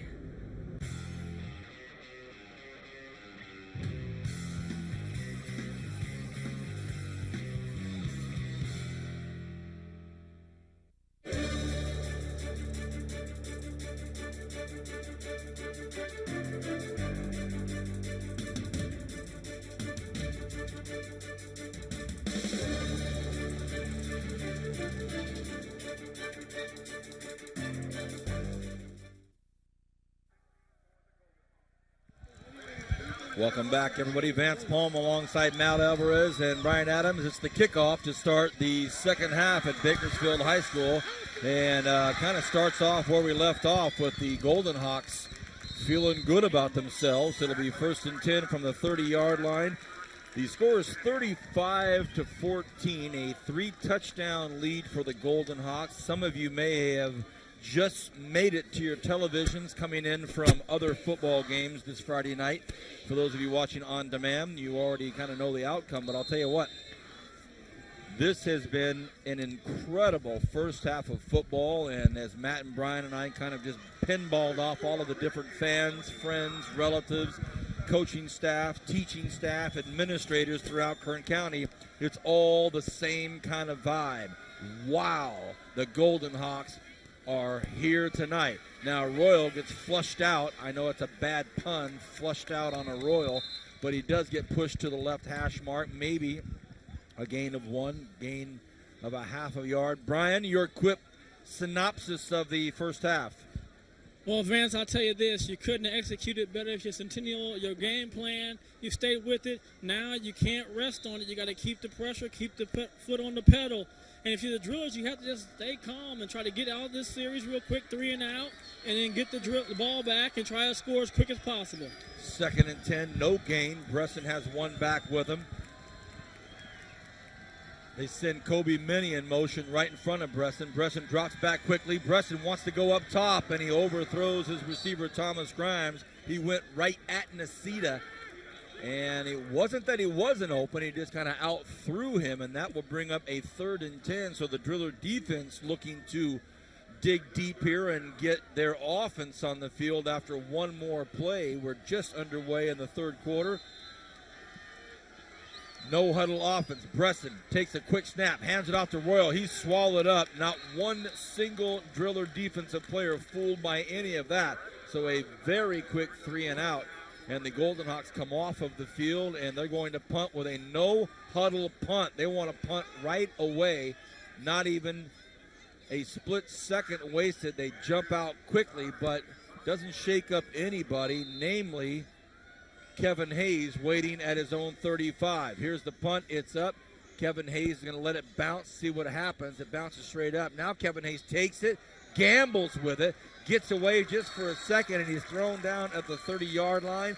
Let's bring back in my partner up top, Matt Alvarez. Matt, your thoughts during the break between 2nd and 3rd quarters? Well, it echoed everyone else's sentiments. Like, wow, I can't believe this is happening. Like 35-14 Centennial, something you would definitely think if you're reading our graphic down at the bottom portion of the screen, you're like, well, that's got to be a misprint. There's no way that BHS is losing on their home field by 21 in the 3rd quarter. But that is, in fact, how it is. And, I'm curious to see how BHS, we already know how their defense is going to respond coming out of the gate, having to give Centennial the ball right away. Now let's see what their offense does as Hannibal has it himself. He's going to take it up the gut. Hannibal has some room. Hannibal up the left side. He has Thomas Grimes to beat. And Hannibal going to be taken down at the 14-yard line. Vance, if you want to see more big plays, let me get the call. Tell me about it. Kern County, every time I tap Matt and say, take the call, Matt, it's either a long touchdown by the Golden Hawks or a long run somewhere. So I guess when we're in a lull, I'm just going to keep tapping on Matt's shoulder for a big play. Hannibal with a big, big run. And right out of the chute, here come the Drillers. Now Hannibal right behind center. Nasita stands in tight. Vickers as well. Hannibal.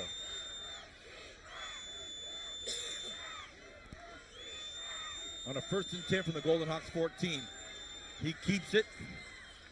Still on his feet. Gets inside the 10-yard line. So it should bring up about a 2nd and 5. Welcome back. It's the 3rd quarter. And it starts off with a bang. The Golden Hawks get nothing on a 3 and out. But the Drillers answer quickly. We'll see whose halftime vibration was the vibration. 2nd and 5.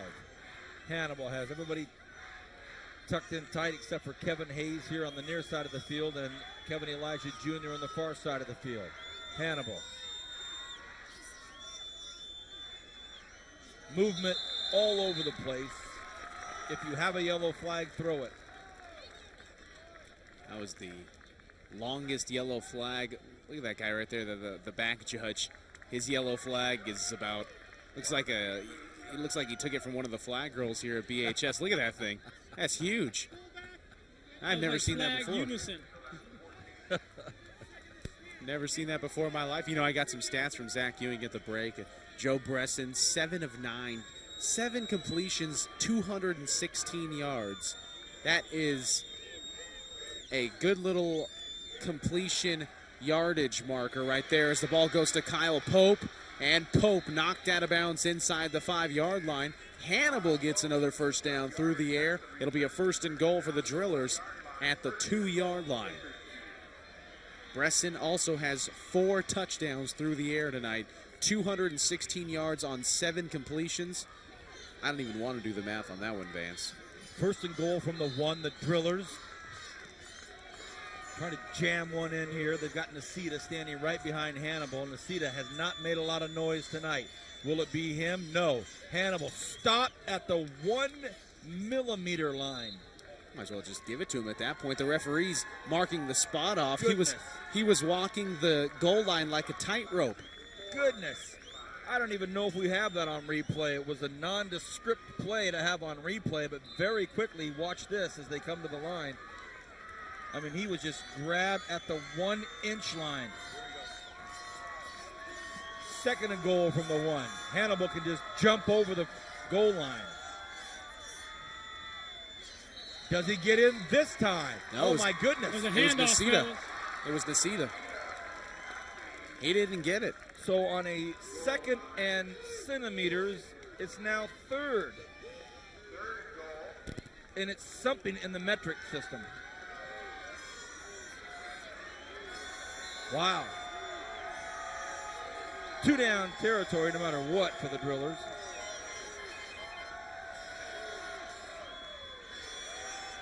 Hannibal gets in. Touchdown Drillers.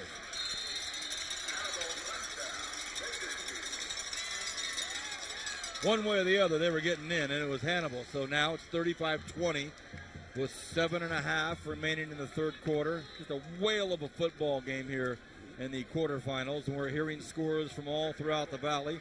Garces is down, Tehachapi's down, so the highly anticipated showdown between the Warriors and the Rams might not ever take place.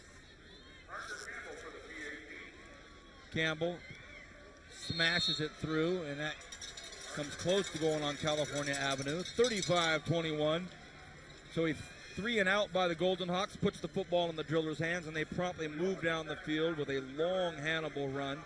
A couple plays later, they knock it in. Now it's back to a 2-touchdown lead for the Golden Hawks. So here we go. Well, Vance, you know, we talked about it. They had to get a stop for the Drillers and then score. And think about it. They dodged a huge bullet when Grimes was wide open down the middle of the field. So instead of being 42-14, it was 35-14. They were able to score. They're down 2. And there's plenty of time now. They can't panic. But what they can't do is keep blowing those coverages. And they're getting caught rolling out and rolling over and getting those mismatches where it's easy one-on-one for the receivers. And it's a little over 30 yards a pass right now for Brisson in his offense on the 7 for 216. Campbell tees it up at the 40-yard line. Grimes and Clayton deep to receive for Centennial. Bryce Royal kind of held to a bit of a stalemate in the second and first possession of the third quarter. As this is going to be Bryce Royal not going to be able to return it. Check that. Clayton not going to be able to return it as Campbell knocks it 2 yards deep into the end zone, so it'll be a 1st and 10 for this Centennial offense from the 20. Going to be curious to see how they respond now, because it's got to seem like BHS is now breathing down their necks. 7.5 remains in this third quarter. You're watching Bright House Network's high school football game of the week. The entire game brought to you in one airing. Channel 10 on Friday nights at 11 o'clock with a pregame, of course, you just saw earlier with our own Matt Alvarez and the Bakersfield Californian Zach Ewing. Here come the Golden Hawks and the BHS faithful standing up on the rock. Bresson has many in motion. Bresson floats one out. This time it's to Grimes. Grimes has a lot of room. Grimes Horse gets collar. a first down. Horse collar, no flag. And the coaching staff looking for it. And Bresson took a big hit. Nice to see him hop up and just take it. On the far sideline, you see Bresson running out of time, running out of room as the blitz was coming from deep. It was a second-level blitz, and then you see Nasita dragging Grimes down by the horse collar. That's the definition of a horse collar Did tackle. he get him, or was it just the back of the jersey? Is it not a high school call? We haven't seen it called all year long in high school. I In think the games maybe we've done. it's been called once or twice. 2nd and 1 at the 29. Bresson, the Drillers look like they're bringing everybody. And Royal in trouble, but then makes something happen. That's all number 2 right there. Tell you what, Bryce Royal was stopped in the backfield, and he was able to make something happen. That's a big first down right there for the Golden Hawks. Yeah, no joke. You see, he had to bounce the run out to the outside because BHS got great first-level penetration, but then Royal able to pick up just enough for the first, maybe a yard or 2 for insurance. It's going to be 1st and 10 from the 32-yard line here on Centennial's side of the field. 7:08 and counting here in the third quarter.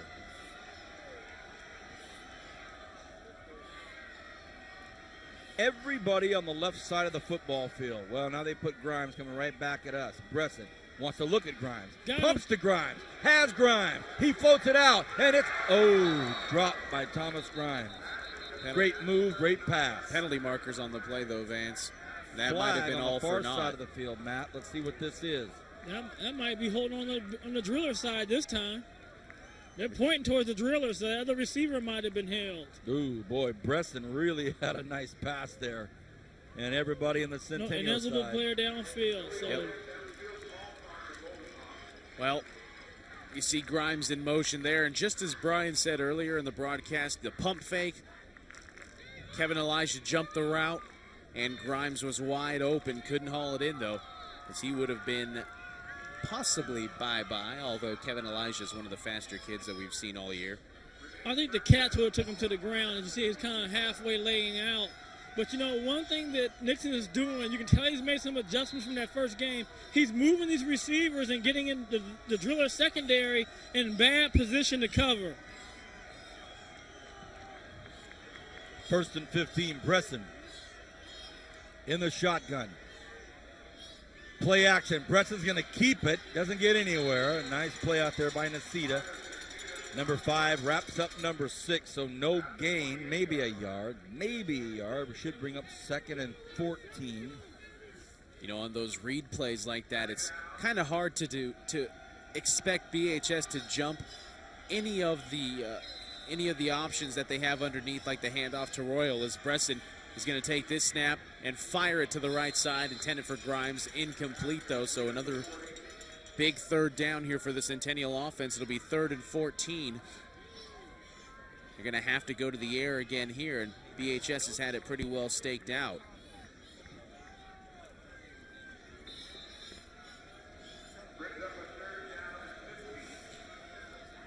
.647, or is that 6:17? Guess we'll never know. Well, we'll know in about 7 seconds. Nonetheless, it is 3rd and 14. 3rd and 14, Preston in the shotgun has a strong left side. Will someone go in motion?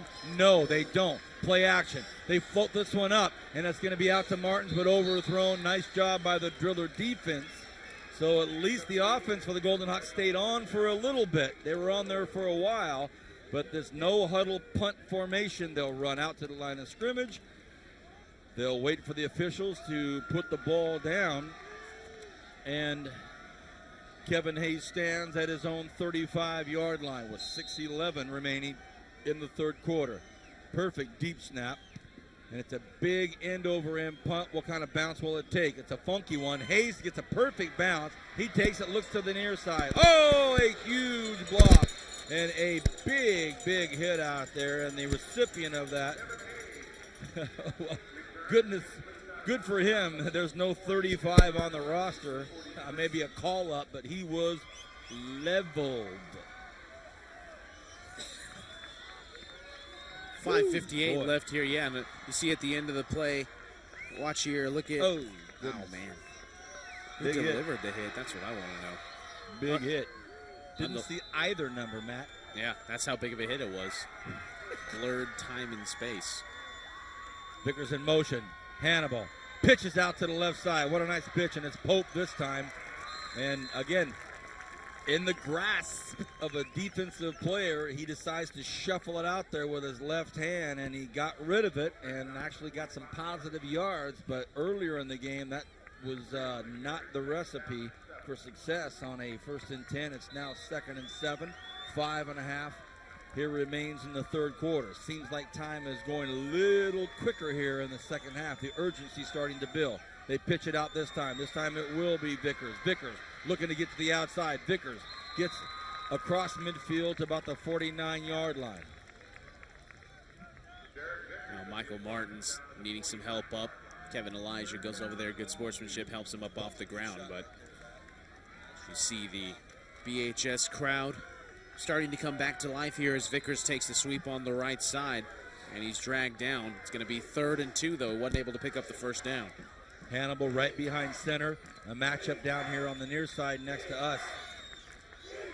And activity, and Vickers got him to jump. It's that, Brian, it's when Vickers does that false, I don't want to even use the word false because it gives the implication it's a false start. He does that, you know, that hard movement in motion, and it just, if you're a defense and you're all wound up and you're tight, you see that happen, you jump. Well, those linemen shouldn't be looking at that anyway. They're taught to go off the ball just like receivers, so it's the same thing. They should be moving when the ball moves. But right now, Centennial has to win that first down. Get the drillers in a definite passing situation, because right now the drillers can throw whenever they want to. And this is when they like to throw right here on first down. Hannibal looked deep, but he changed his mind and gets wrapped up at about the 44-yard line. Great coverage downfield there. Thomas Grimes all over Kevin Elijah Jr. So a really nice matchup on the far side of the football field, and Hannibal said, no, not going there.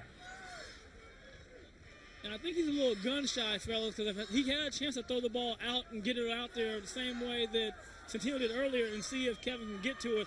But you have a slant wide open over here. Instead, they're going to pitch the ball to the left side. Looks like it's going to be Dallas on the carry. So they mix it up a little bit and bring The sophomore.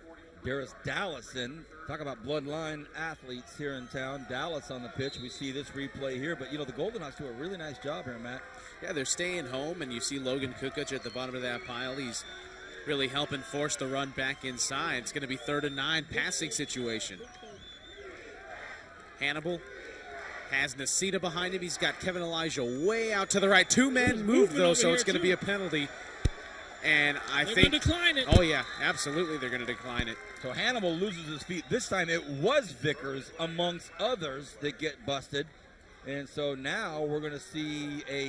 Well, I don't know if they can decline it, can they, Matt? Yeah, they can decline it because it's not a dead ball penalty. Okay, good. Well, that was a big 3rd down right there for Centennial defense. Now you get the game going 3:25. You could be the 4th quarter down 14. It's a big difference than being down 7 in the 4th quarter. And that's a play right there that will really get under Coach Gola's skin right there on an important 3rd down, to have it completely taken out of your control by a penalty. Again, they may have completed 1 3rd down pass, but I know they have not picked up a 1st down on a 3rd and long. Here's the punt. Beautifully angled punt. Whoa, that's a beauty, but it does go into the end zone. For a second there, that might have been a Hall of Fame punt, but it goes into the end zone. 35-21 is the score. 3:05 remains in the 3rd quarter. Tonight's game is under the direction of the Godfather, Zachary Flores. On the north scissor lift, our senior director, producer, Bernard Johnson. On the scissor lift with us, it's Kevin Willey. Down on the grass, Tony Ombris. And it is a pleasure to have all of you watching this night after Thanksgiving. I guess what do we have to call this Black Friday football? Is that what this is all about? Come on, don't tell me yes, Matt. No, absolutely not. Thank you. 1st and 10, Golden Hawks. Bresson behind center. They kick it off to Royal. Royal has room. Royal takes 1 hit, delivers the hit. That's a nice matchup there between Nasita and Royal. 2 great athletes, 2 great seniors, just kind of making it happen. That looked like it could be ugly from the get-go, but Nasita was able to get over there, force Royal out of bounds. That not after Royal was able to get a 1st down, though. So fresh set of downs for the Golden Hawks. 1st and 10 from the 30. Exactly 10 yards needed to be picked up, and exactly 10 were picked up. The clock stopped, went out of bounds. 2:59 remains here in this 3rd quarter. The Golden Hawks up by 2 touchdowns. They'd love to chew some time off this clock. And they go to the ground again. This time it's Royal. He gets hit hard right in the middle of the football field by Kenny Triva. They might have got away with a face mask there as Royal was falling to the ground. Looks like he had his face mask grabbed, but we'll get a clearer shot of it on the replay. Nonetheless, was a pickup of 2 on the play. 2nd and 8 upcoming here for the Golden Hawks. Clock continues to roll. The Golden Hawk crowd loving it. The Driller faithful not loving it. Royal about 8 yards behind Bresson. Bresson pitches it to Royal. Looking for some blocking. Kicks to the outside. It's Royal. Royal cuts up to the 50. Still on his feet. Gets brought down, and it's a late flag. Might be a face mask. Well, it's not going to be I don't think it's going to be a kind of a call that would be a bad block or something like that. Because Royal was almost to the grass. He was almost down when the flag came out. So, Brian and Matt, the great thing about that run is he just jabbed inside real quick. And that's all he needed to bring that defense in, and then he goes. But what I like about him, guys, he has great acceleration. His ability to start and stop is really phenomenal. He takes that little dip in, like you said, Vance, and he accelerates to the outside. What I also like is he turns back up, drives into the defenders, and keeps the ball in play. So now you see the clock is still moving, and Centennial's looking in good position, fellas. Was Jermaine Irvin. I'm sorry, Kevin Elijah. Picked up that face mask penalty as Bresson hands the ball off to Royal. This time he's going to go to the right side. Royal's got a little room off the stiff arm. Bryce Royal tackled at the 2-yard line by Kevin Elijah Jr. Boy, that stiff arm. I'm telling you, Bryce Royal and Austin Tijerina, two of the best stiff armers out there. Well, guys, I like the way they spread it out. He cuts up field. He does a straight arm, and he accelerates towards the end zone. And then you see Kevin Elijah save a touchdown, at least give the defense a chance to start. But again, we're watching Centennial grind the drillers out, and usually we see the drillers grind people out. First and goal. Royal thought he was going to go left. Then he goes right. He jams his way in. Touchdown, Centennial. With 1:43 remaining in the third quarter, it's 41-21, Centennial bringing it to Griffith Field. Oh, this will shock the Valley for sure. Still, we have 1:43 left. I mean, the score itself, that'll put some question marks. If BHS somehow comes away with a W in this game, it'll definitely put some question marks towards the Bakersfield Drillers and their defense. That's a great point, Matt, and I see Brian nodding his head too. If it's a heroic comeback from the Drillers, the fact that now 42 points. And tack on another 15 on the kickoff. Well, they might be able to put the ball in the end zone now on the kickoff, which will be their best bet. Well, we had a penalty in the end of the PATs, so you know what we're talking about. To finish that point, to Brian and what Matt brought up, let's just say, for a hypothetical sense, that Centennial doesn't score another point, and BHS comes back and win 43-42. That's 42 points the Drillers have given up, and that's going to send a lot of messages throughout the Valley, like, whoa, 40-something points against the Drillers. And you talked about this a couple weeks ago, Brian, at Liberty. You said, you know what, it'll be interesting to see as they get deep into the playoffs about their receivers, their DBs, matching up against some of the teams against Fresno. Well, it's the Golden Hawks. Well, first of all, let's talk about Coach Nixon. He's one of the great adjustments. And this time, Nixon had the advantage that Gola had the last year. And that's coming in, having already played a team that you beat, and you make the adjustments. And, you know, when you beat a team, it's hard for you to make adjustments, guys. You both coached and played because what you did worked. You know, give Nixon and his staff credit. They came up with a defensive game plan. They worked at the perfection. And offensively, they found a way to run the ball first and then also isolate the receivers in bad position to come up with big scores. So right now, Centennial's executing. And if the Drillers do, Vance, as you said, miraculously come back 43-42, you can bet Gola's going to make some adjustments the next week and be ready. Well, as Brian was talking, we saw Coach Nixon and that young man right there, the quarterback of the Golden Hawks, Joe Bresson, have a long discussion, and they were talking about a lot of things, and that's the young man who spent 3 years in the shadow of Cody Kessler. So you talk about a coming out party. Tonight's the night, as the kick is going to be taken at the 10-yard line by the Drillers, and it's going to be handled by Vickers, and Vickers brought down to about the 22, 23-yard line. So a 42-21 lead with 1:37 remaining here in this third quarter. We've started to paint the picture for you here from all angles. Who handles the butterflies better? Who's going to step up to the plate, so to speak, here late in this football game? Who's answered the call? Has it been Bryce Royal making the difference? What about Joe Bresson stepping in and filling the shoes of Cody Kessler on a big game like tonight? Will it be the Driller faithful that somehow pull this out? Elijah brings it down at about the 35-yard line, and he's brought down out there by Thomas Grimes. Let's bring in again Matt Alvarez. It's a 21-point lead, 3-touchdown lead now for the Golden Hawks. Who could have thunk it that it would get into a clock management situation to win it for the Golden Hawks? Well, it's definitely not an insurmountable lead if you're BHS. I mean, they've been known to strike pretty quickly, Vance, as we've seen and we've heard about and we've read about all season, as Hannibal pitches off to the right side to Vickers, and they get nothing on that option. I think that option play, they need to throw that out the window right now because they haven't gotten anything on that in this whole second half, Brian.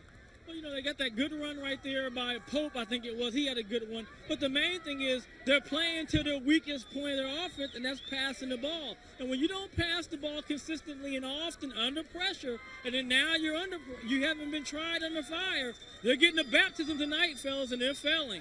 2nd and 7 for the Drillers. Hannibal in trouble. Thought about pitching it. No way this time because Michael Martins was glued on Kyle Pope. And had he pitched it, Michael Martins would have gone the other way with it. But that goes back to what you said, Matt, about the safety has to worry about his responsibility, not get caught up what's going inside, and that alleviated that situation where they could pitch it.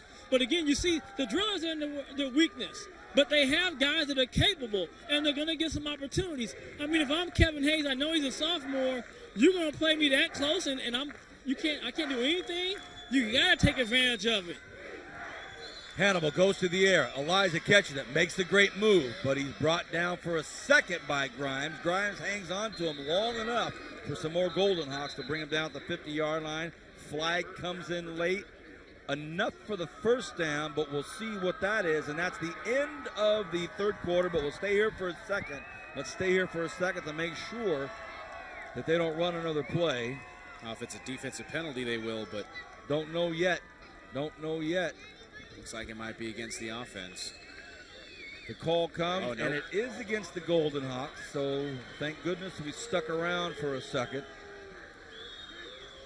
42-21, a 3-touchdown lead right now for the Golden Hawks. And we're going to have one more play here to finish off this third quarter.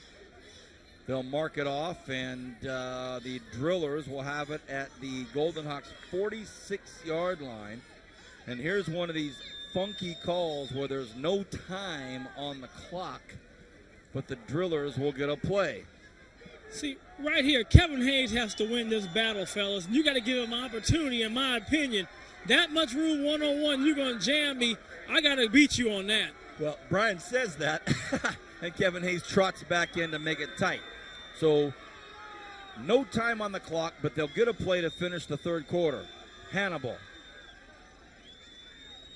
hands the ball off, and it's up to the right side. And they're going to finish off the third quarter with a big run play out there to Jeremiah Reddick. So when we come back, the Drillers will have a 1st and 10 deep in Golden Hawk territory. The plot thickens. Back in a moment with the fourth quarter on Bright House Networks Bakersfield.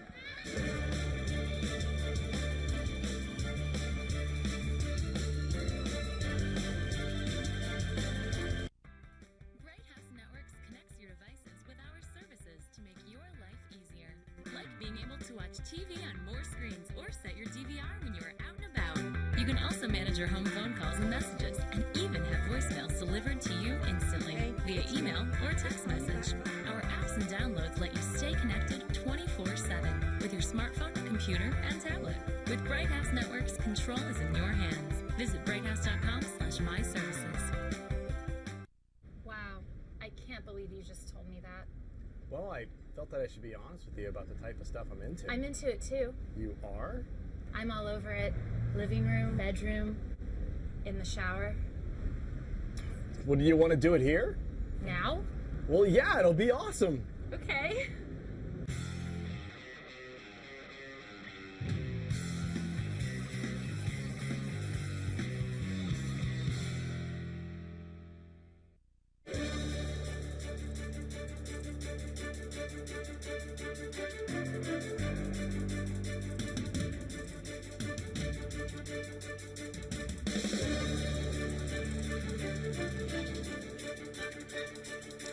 Back here for the start of the fourth quarter. 21 points. BHS is down another. Well, I mean, they might as well run the play because it's not a dead ball foul, but it is now. If they would have ran the play, it would have just been a flag and an illegal motion call, but since BHS had no idea what to do. As you see Paul Golan over there on the far sideline. I think he's saying the same thing. Fellas, keep going. Yeah, exactly. So Pope and Vickers both went in motion and both stopped and looked at each other like, hey. Because here's the thing, Vance, if they run a play, maybe they run a pass play and there's a defensive interference, those two flags offset and you replay the down. It's a great point, Matt, but now it's 1st and 15. Hannibal has Pope behind him. Hands the ball off, and it may be a touchdown, and it's going to be a touchdown. Boy, that's a big play. Big play. Touchdown, and Jeremiah Reddick now starting to make some noise for these drillers. And that's a big start to the fourth quarter. They had a penalty to start it off, and then they just hammered in a nice run. Good downfield blocking, and now Jeremiah Reddick drifting into the picture. Yeah, great downfield blocking, like you said. And, you know, the play right before the end of the third quarter was the same. It was a same pitch to Reddick, and Reddick went up the other side of the field, however. And I'll tell you what, everybody on the Centennial defense, minus the free safety, bit on Hannibal's pitch, bit on the Hannibal triple option that they usually run, except they gave it to that third option, and that was Jeremiah Reddick, who has the last 2 runs for BHS and the last score. It's now 42-28. As you see here, Reddick just breaks to the outside and then gets some good downfield blocking from Hayes. Slips into the end zone. And it is a 20... I can't do math. 42-28, 14 points. Difference just underway in the fourth quarter. And all of a sudden, we have 70 points. 70 points scored in a quarterfinal football game between the Bakersfield High School Drillers and the Centennial Golden Hawks, 2 of the perennial powerhouses here in Division I in the Southern San Joaquin section here in the CIF. And I'm sure this is a score, Matt, that when it gets announced out at Darrell LaMonica Stadium up north, or in the other scores announced, it gets, you know, in the fourth quarter, Centennial 42, Bakersfield High School 28, you get the old, ooh. Ooh, yeah, exactly. Here's the kickoff, and it's going to be taken by Clayton. It goes deep into the end zone. It'll be 1st and 10 from the 20-yard line. 11:52, essentially the entire fourth quarter in front of us. And the Golden Hawks with Joe Bresson, who's had a phenomenal night. A few weeks ago we were here and he had an unphenomenal night. But tonight actually he got has pulled. had A couple weeks ago he got pulled. Yeah, tonight he's had just an incredible night, and that guy's cat right there is... He's got an incredible little dessert. A funnel cake? My man, Thanksgiving was yesterday. Oh, he's still thankful. Handoff goes up to the middle. Let's talk about Thanksgiving. Matt, tell me about your turkey day. How was it, buddy? It was good. You know, the girlfriend's in town. Got to take her up to Porterville to meet my father's half of the family. My dad has 6 sisters and 5 brothers, and they all have kids. And I mean, it's just it's a mess around Thanksgiving and Christmas time over there. I thought we were supposed to meet up and hang out. Never got the call from you. I see you. Just, you know, hey, listen. All right, you don't want your gal to be around Brian and I, and you don't want her to experience Vance Palm and Brian Adams pregame. I get it. I was thinking about that on the way over here, by the way. Look at that. Look at that. They could have called. What an awkward situation that was, because Royal obviously didn't know the snap count, and he ran up to the line. However, that's not illegal unless he causes a BHS player to jump. Now, the BHS players were disciplined, mind you, and didn't jump, so Royal just casually walked back to his spot, and they took the snap, and he actually gained a couple of yards on that play. So good for Bryce Royal to be aware. I mean, he's got to know the snap count. Moved at the same time. The Royal was moving, and they missed that. 3rd and 4. Massive play here early in the fourth quarter. Bresson's going to go to the air. He floats one out, and it's incomplete. Incomplete. Intended out there for Logan Kukic. It did not happen. So it is a 4th and 4, 3 and out for the Golden Hawks. And here's a quick look at it. That's what you didn't want to have, fellas, if you're the Golden Hawks. And he had some real estate out there with only 4 yards to go. He had some room. Here's the snap. Here's the punt. It's up, and it's a high one. It's a wobbly one. Let's see which way it bounces. It bounces backwards, and it's going to be down at the 40-yard line. Brian Adams, how was your Thanksgiving, my man? You know what, mine was great. Got a chance to go a few places and enjoy family and friends, so I can't complain. I'm totally thankful for everything God has done for me in my life and my family. Brian, thank you. 1st and 10. Hold on, Vance. How was your Thanksgiving? Yeah, tell us about yours, Vance. Man, I just had a fantastic time. Went to my sister's, and she had the Norman Rockwell Thanksgiving feast, and great time with music and football and fun. So thank God, as Brian said, great time. 1st and 10. Hannibal wants to be thankful for another touchdown here as they trail by 14. Hannibal on a keeper. Gets wrapped up at about the 50-yard line, so it'll be at about a 5-yard gain. And you know, guys, the importance of that 3 and out is it doesn't force the drillers to have to pass. You're right. Again, all night long when they've had a pass, they have not been executing very well. So they can still run the ball. They have plenty of time to run the ball, score, stop the clock, and get the ball back. So there's plenty of time for the drillers. But the Golden Hawks right now want to get one of those big 3 and outs for themselves. Great pitch out this time to Pope.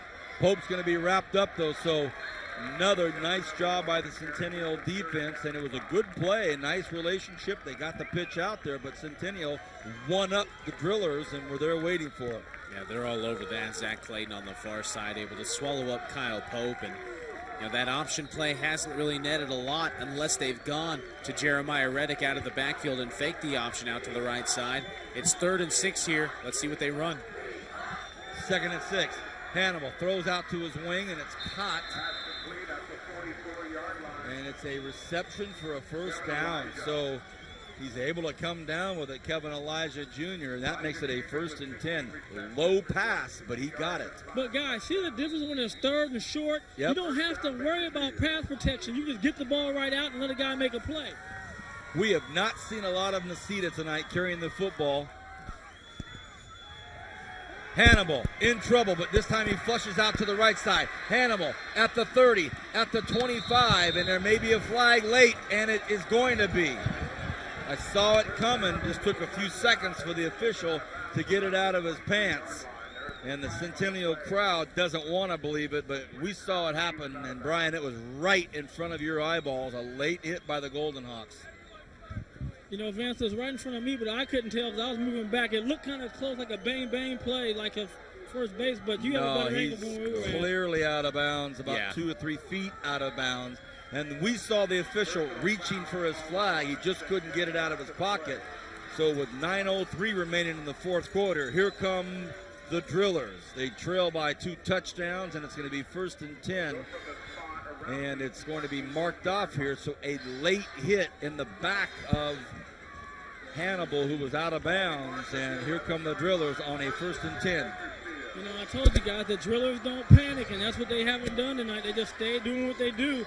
I think they just did a little too much early trying to force things, but here they are back in position. From the 11-yard line, it's Chris Hannibal on the option to the right side. Hannibal's going to keep it himself, and he got popped. Like number 56, Jarrett Moore, was the first to hit him right there in the middle of your screen. They show that. They missed a big-time hold right there in the interior line. Well, I can tell you this, Hannibal was not pitching right there. No matter what, he was not going to pitch that football. No, he scores a lot in here, so you got to look to him to keep it. And this one, they kind of sneak Nasitas in there, too. As I mentioned, haven't seen a lot of Silas tonight carrying the football. Hannibal follows Nasita. Hannibal, touchdown Drillers. Oh, goodness. The Centennial Rock has to is score one rumbling. more time, fellas. They want to win this game. They got to score one more time. 8:25 remains in the 4th quarter. And the Drillers answering the call from the start of the 4th quarter. They started the 4th quarter off with a touchdown run by Reddick. They shut down the Golden Hawks. And now all of a sudden, pensive moments on the Centennial Golden Hawks side of the football field. It is now a 7-point football game, Matt.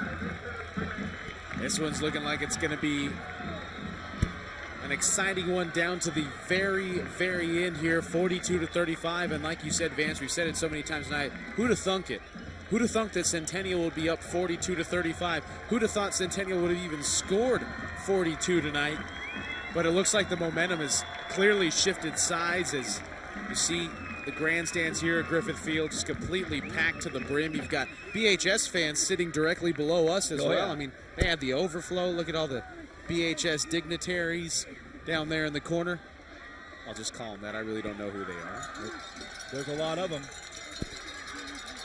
Nonetheless, packed house here at Griffith Field. Wow. The Division I championship is going to come through this field right here if BHS can somehow pull off a comeback. You wouldn't call it miraculous, Vance, but it would be up in that category. Epic. Epic, Can we call it yeah, epic? absolutely. Legendary. Campbell to kick off. And it's taken at the 10-yard line. An alley. He's got an alley, and it's a big alley. It's up to the 50-yard line, and he's still on his feet. And he gets up to the 42-yard line. Wow, what a great return by Zach Clayton, who First started mistake, all fellas, this by stuff. kicking game for the Drillers. That has to go in the end zone. Well, this cold, heavy night, I know that Campbell has a big foot and a big leg, but every time I open my mouth, I have a plume of mist coming out. It's a heavy night tonight. Matt, does that play into it? Should he still be able to get it there? You know, the air is a little thicker, but, you know, I don't doubt Parker's leg strength whatsoever. I mean, he's got the leg to get it through. I mean, we've seen him kick it through the end zone, so he should be able to hit the end zone. And, you know, that ball didn't come very high off the ground anyway, but there was just great blocking as well by the Centennial Special Teams unit. Preston goes to the air, and he finds his man immediately. Dropped Again, it. Dougherty Incomplete. dropped Got to it. be incomplete. He's down. No, that's got to be a completion, though, Oh, fellas. my goodness. No this way. crowd's not going to like that at He's all. running with the ball, and then he had loses it. going down. That's a He was catch. running. We'll see it on the replay here. The ball gets knocked out of his hands by number 12. It looked like Jermaine Irvin. And as he's falling, Brian, as we see it again in slow motion, he corrals it at first. Irvin knocks it loose, and Once he's he trying has to. it in his hands like that, he makes a step, and that's a catch. I'll tell you what, That's a catch right there, and then the ball comes out, it's going down. That's a catch. you're both right. No, I'm right, because the ball's down there. He is right. Yeah, you're right. 2nd and 10. Preston to Royal. Royal cuts up field. He's brought down at the 35-yard line. So this is one of these games now where every snap from here on out, I mean, there's nobody sitting on the Centennial side. Everybody's up. Maybe a couple of people that are a little too cold are wrapped up, but everybody's up. And that BHS crowd, everybody's up. And there's 7:43 remaining in this football game. So it's one It's of a those huge nights. third down, fellas. 3rd and 7. 3rd and 6, they say. 7.5 remains here in the fourth quarter. Preston from the shotgun. They're going to go to the air. They pump Got fake it. him. He has a man, but he just overthrows him. Oh, boy. Would have been a TD, no question. He hangs his head as he heads back to the sidelines, Vance. He had Doherty wide open over here on the near He's side. missed about 3 of those tonight. Yeah, I'll tell you this, Kevin Hayes is walking back to the huddle or walking back to his boys saying, well, that's on me, but it didn't happen. 4th and 6, Coach Adams, what do you say? 4 down territory right Yeah, here. they're going 4 down. I mean, what are you going to do? But I'll tell you this. Watch when they try to move the receivers, guys, and hit that flat or try to go against a little screen pass. Here we go. Preston has Royal standing to his right. 3 receivers out to the right side in the shotgun. No chance at a hard count. The Blitz drillers comes. bring everybody. Preston's got to get out of there. got the Preston's going to first pick down. up the first down and more. What a run, fellas. A big What a time run. keep and a big time run by Joe Preston. And I'll just say this once and I'll leave it at this. That was very, very Kesslerish right there. Oh, man, hey. One Picking time on I'll your say feet it. right there, guys. I mean, he's got nobody open. They bring the house on him, and he just makes a good play. And the one thing when you do play that pressure man-to-man, if he gets through, he's going to have a little room to run. And this is when the Driller defense has been making big plays against Frontier. They did the same thing. They were down and out. Somebody makes a pick. But now you can go back to that ground game, and don't be surprised if Nixon takes another shot at that end zone. 4 wide for Bresson, and he hands off to Royal in the backfield. Royal runs into the back of his own man. That's big 56 Jarrett Moore, all 250 pounds of him.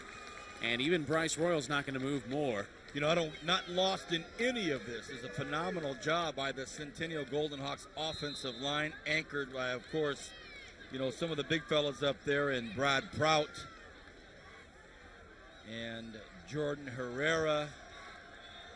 Amongst the big boys up there up front, whether it's been opening holes or Brody Scott, another one of them. Jarrett Moore, nice job up there, fellas. 2nd and 10.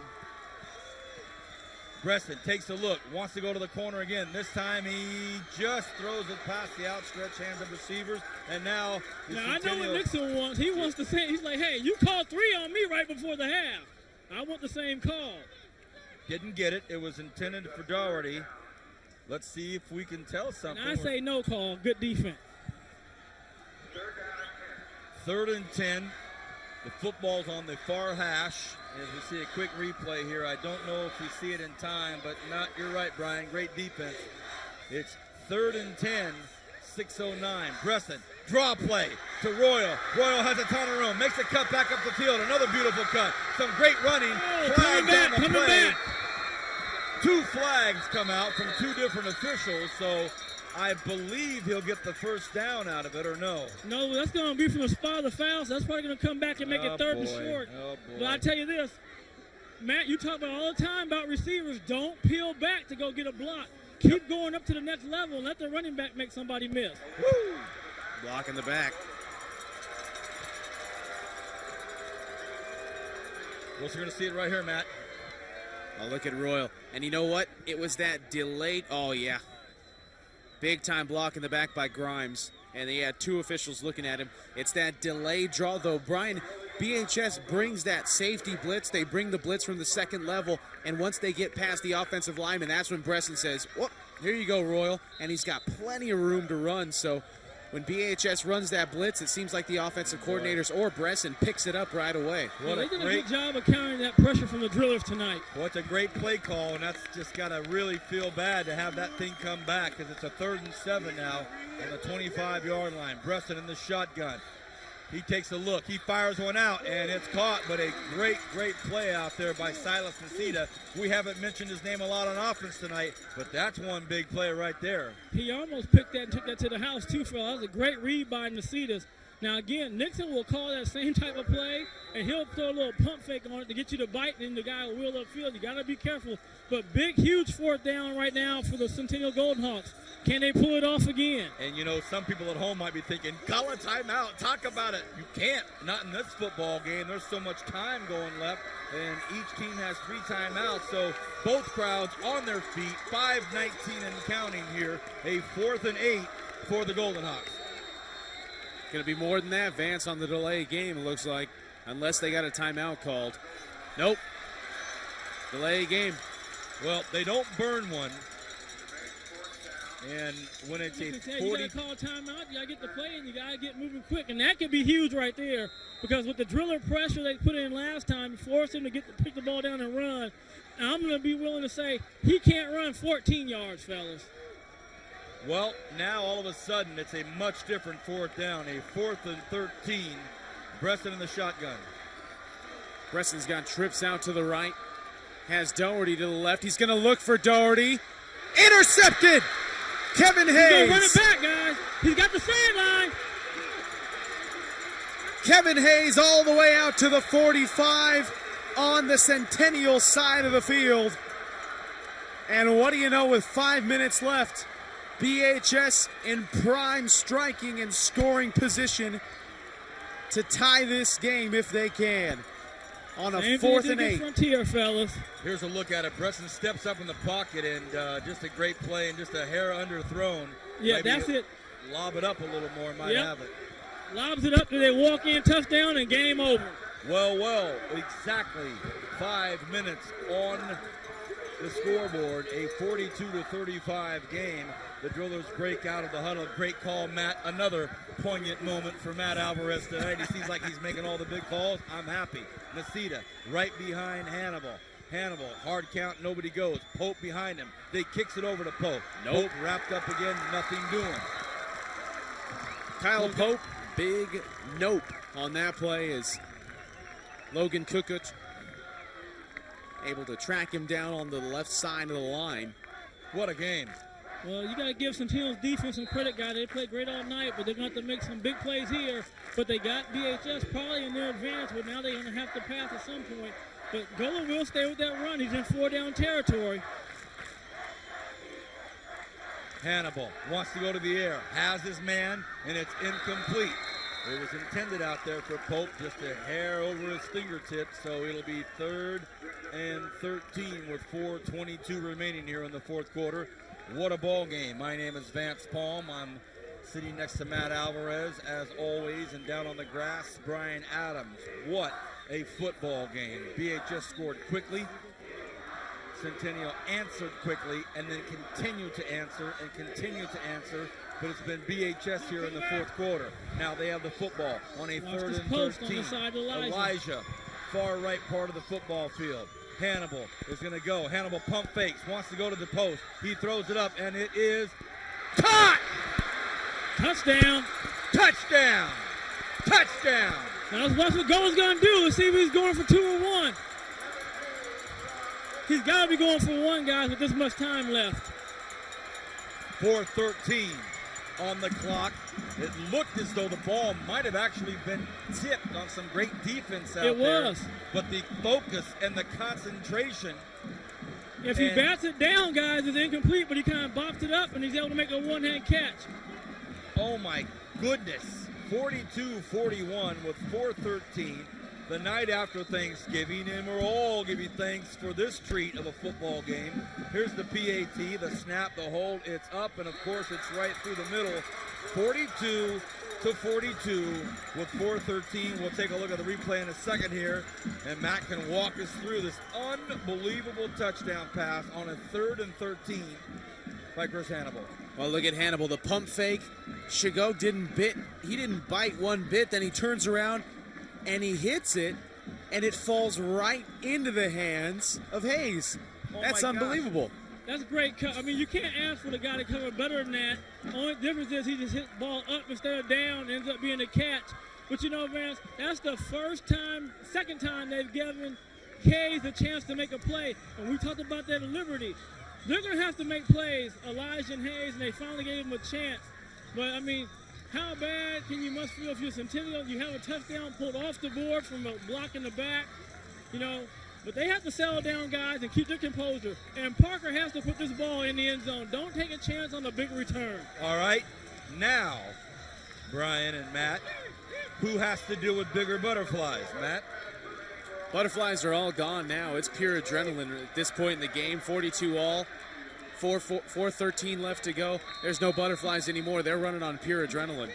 Do you concur, Brian? Well, I think so. Right now, you just got to have the strength to finish. They do not get it into the end zone. And it's stopped at the 5-yard line. So another chance at a run. And now it's Tymus Grimes. And Grimes gets brought down at the 30-yard line. So again, does not get to the end zone. And the Golden Hawks get an extra 10 yards out of it. 4:05 remains here in regulation. We're tied up at 42.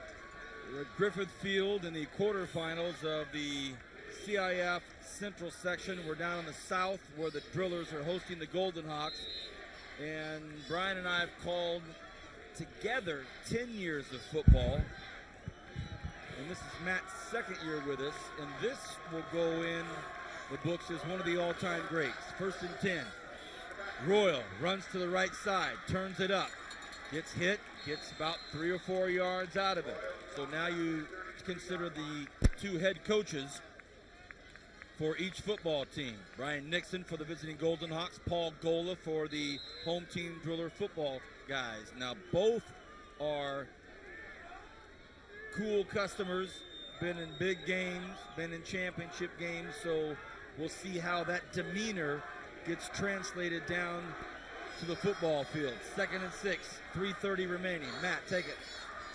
Bresson has trips out to the right. Grimes wasn't even ready for the snap, but they hand it to Royal, and he is absolutely swallowed up. You've got to think the momentum purely on the shoulders of the Drillers right now, as it looks like we're going to have a timeout called by BHS. You know, Kern County, we have a special commentary to give you during this timeout. We have two young men that have worked with us for a while, Super Sammy Bowman and his brother Cody.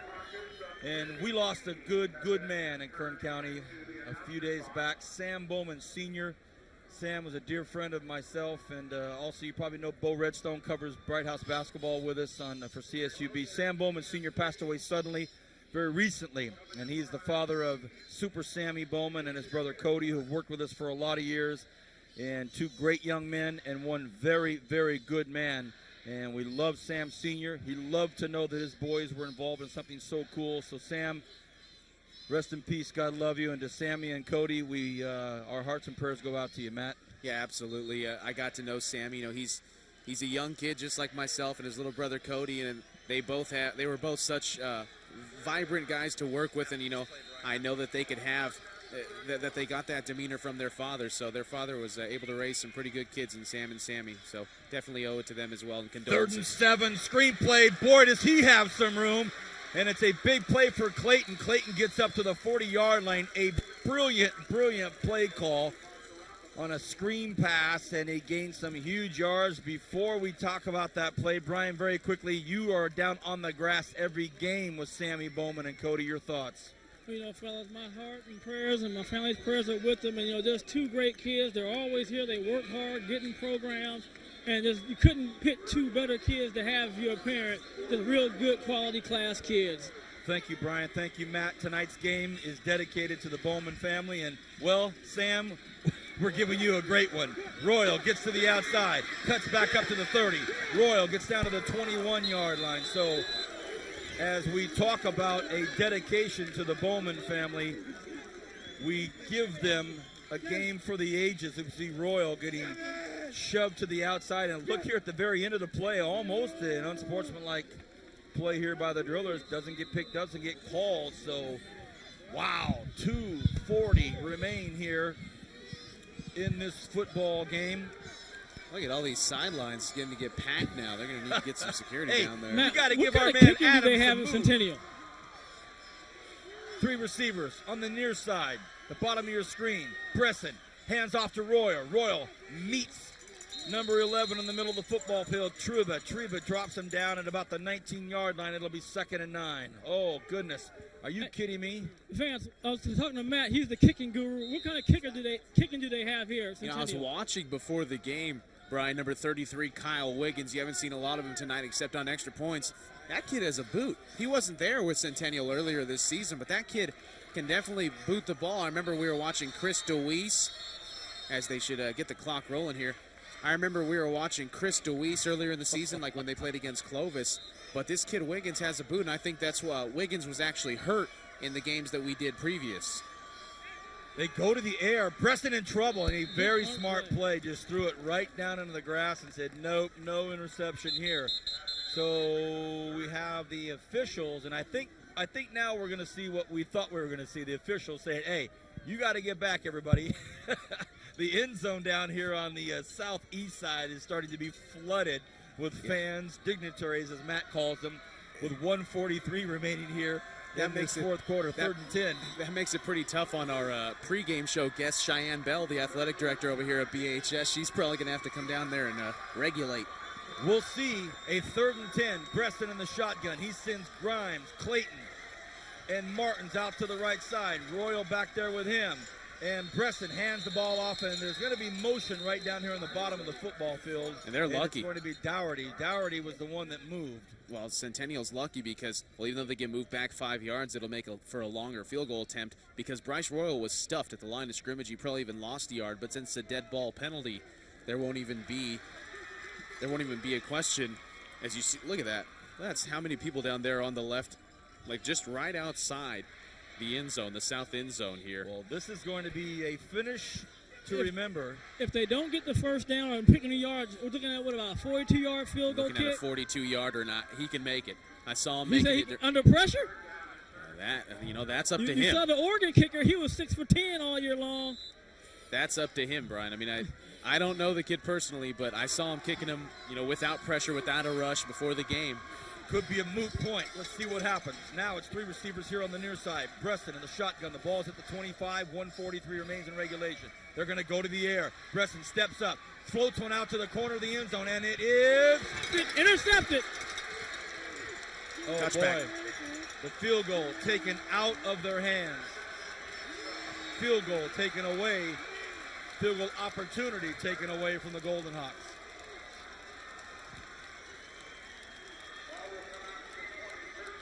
Guys, this is what those kids have done in Frontier when they're back against the wall. This secondary has made plays, and then Kevin Elijah and Kevin Hayes have made the play they need to play to give their team a chance at 135. The drillers can still. We've seen them score quicker than this. Get the ball down there and score. They don't have to go too far for Parker. Well, tough break for the Golden Hawks. They don't get the attempt at a field goal to win it, or at least go ahead. But now the drillers, with a strong-legged Parker Campbell, might get the chance. Let's see. Hannibal in trouble, bottled up, throws one out here, and it's caught by Elijah. Elijah's still on his feet. Elijah making some noise, and he gets up to the 35-yard line. It'll be a first down. The clock will stop momentarily. Yeah, keep in mind that Paul Gola already used his first timeout on that third down play that Centennial ended up running a screen and getting a first down on. So BHS only has 2 timeouts left, but they get a clock stoppage here. Not even over there yet on Hayes. I go back to that play again. There's no safety help. Hannibal. And there's going to be movement. Nasita's jumping around the backfield. Nasita was bobbing and weaving his head. It's going to be against BHS for sure, though.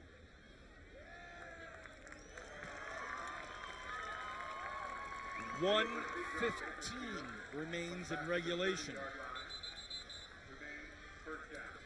Look at that flag, Vance. You can see it. Our viewers can see it as well. The flag that the back judge has. It literally is a yard long. And he's got to roll it up. Brings it back to a 1st and 15.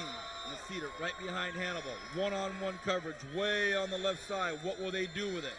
Hannibal decides to keep it himself and stay on the middle of the football field. And will there be a timeout called? Oh, they better hurry up, though. Yes, Gola calls it. 61 seconds. 61 seconds. A timeout taken by the drillers. And Matt, go ahead and give us tonight's Kern County Officials Association. Boy, they've done a great job tonight. Yeah, they have. They've been pretty busy as well. Les Huber, the referee, the umpire, Steve Arrow, the head linesman, Randy Horn, the line judge, Josh Huber. Huber brothers out in full force tonight. The back judge, Brian Landis, with the 2.5-yard long flag. And on the box is Guy Cook, all members of the Kern County Officials Association. Last week, we got our first glimpse at the Tulare County Officials Association. They did a pretty good job as well as the game went 2 overtimes up there in Delano. Foothill able to take care of business, although last I heard they were not taking care of business against Madera South. 61 seconds remains here in this one. 42 all here at Griffith Field, Bakersfield High School. From the 33-yard line, BHS has it. 2nd and 12. Pope goes in motion. Hannibal back to pass. Hannibal looks deep. It's caught by Hayes. This will be game time. They're in field goal range, fellas. Never mind the field goal. Hayes goes in for the touchdown. I told you, that was a mistake. You can't play bump coverage up there like that.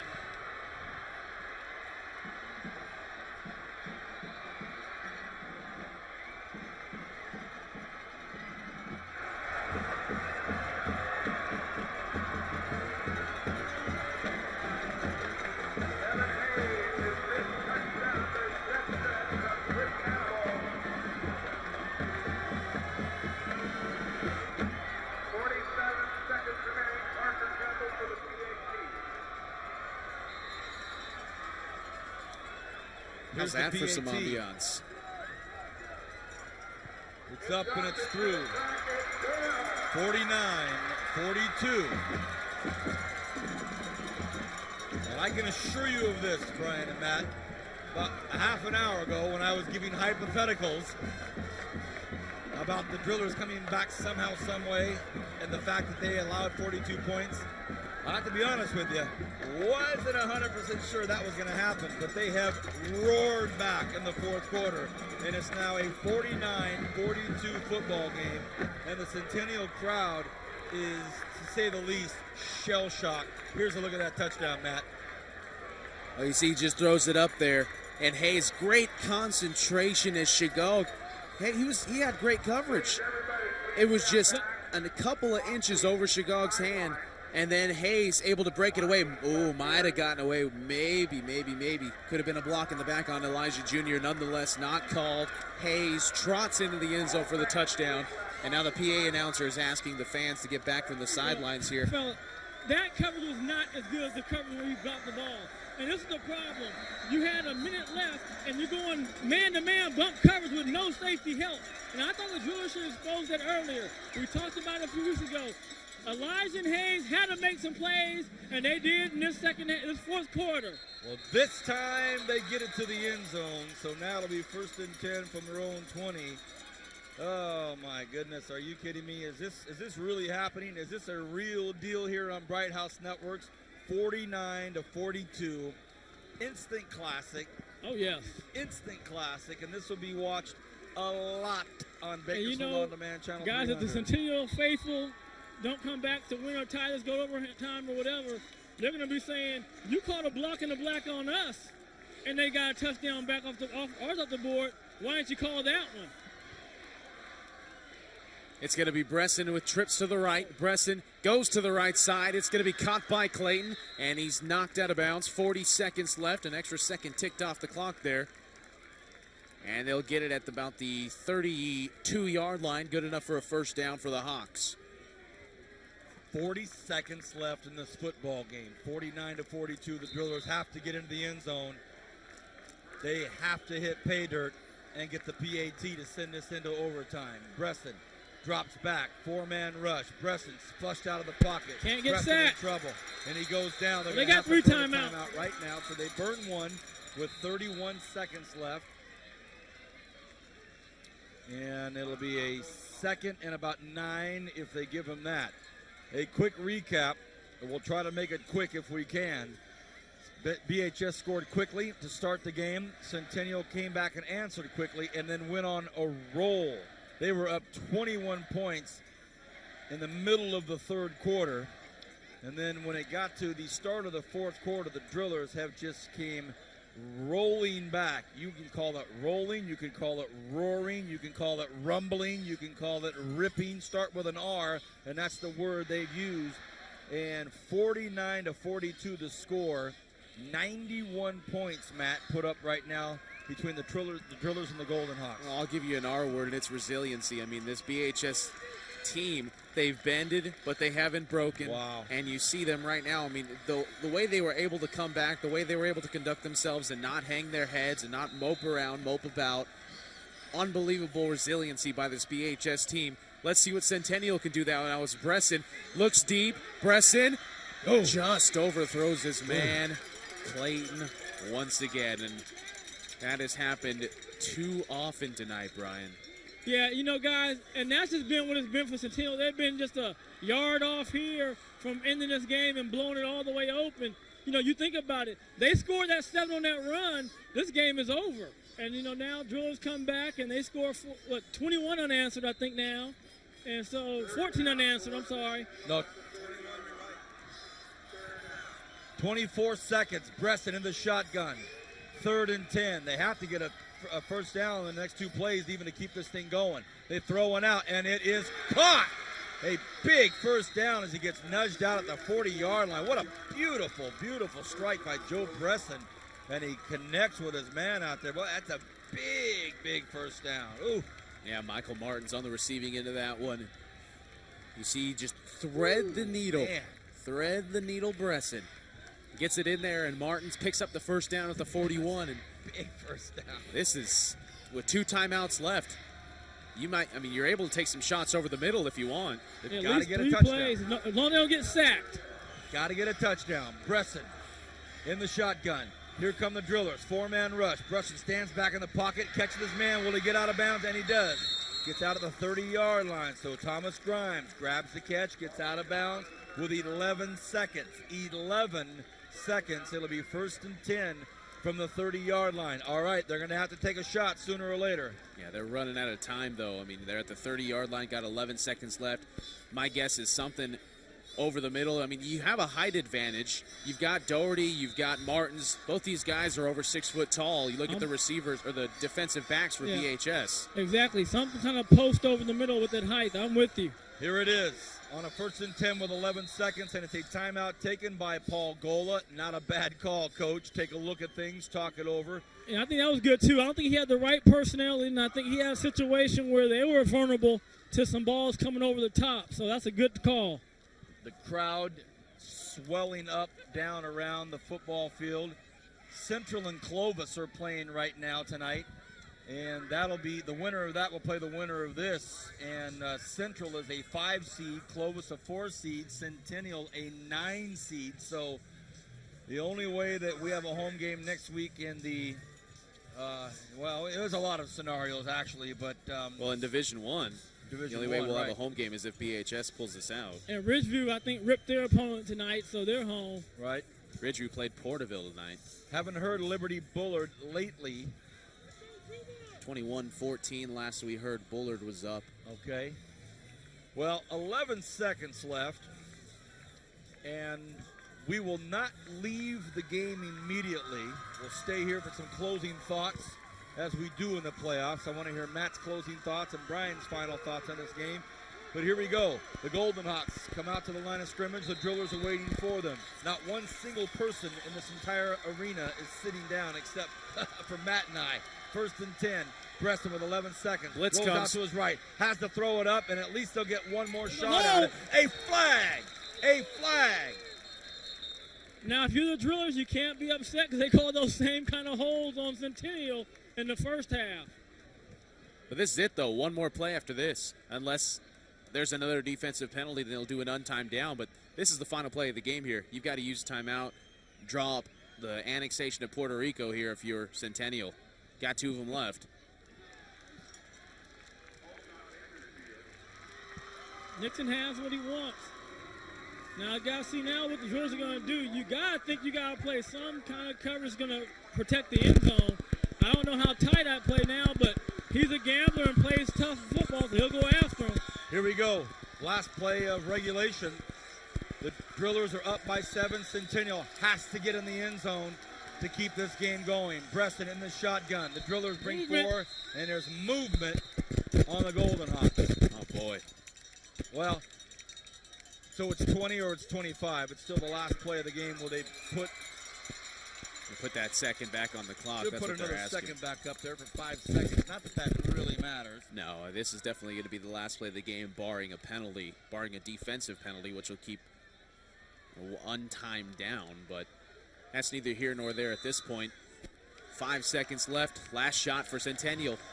Bresson in the shotgun. 3 receivers out to the right side. Doherty. Grimes. Bresson takes a look. Bresson's going to have to get rid of it. Bresson doesn't get rid of it. He's sacked. Over. Football game over. Drillers win. Move on. Centennial with an unbelievable effort tonight goes down. Their season comes to an end. The football never left Bresson's hand as the Drillers jump all over him. What an incredible football game. Let's go down to the grass. Brian Adams, your thought on this just unbelievable game. This is definitely one of the best games we've done in my whole career, Vance. I mean, you couldn't ask for more.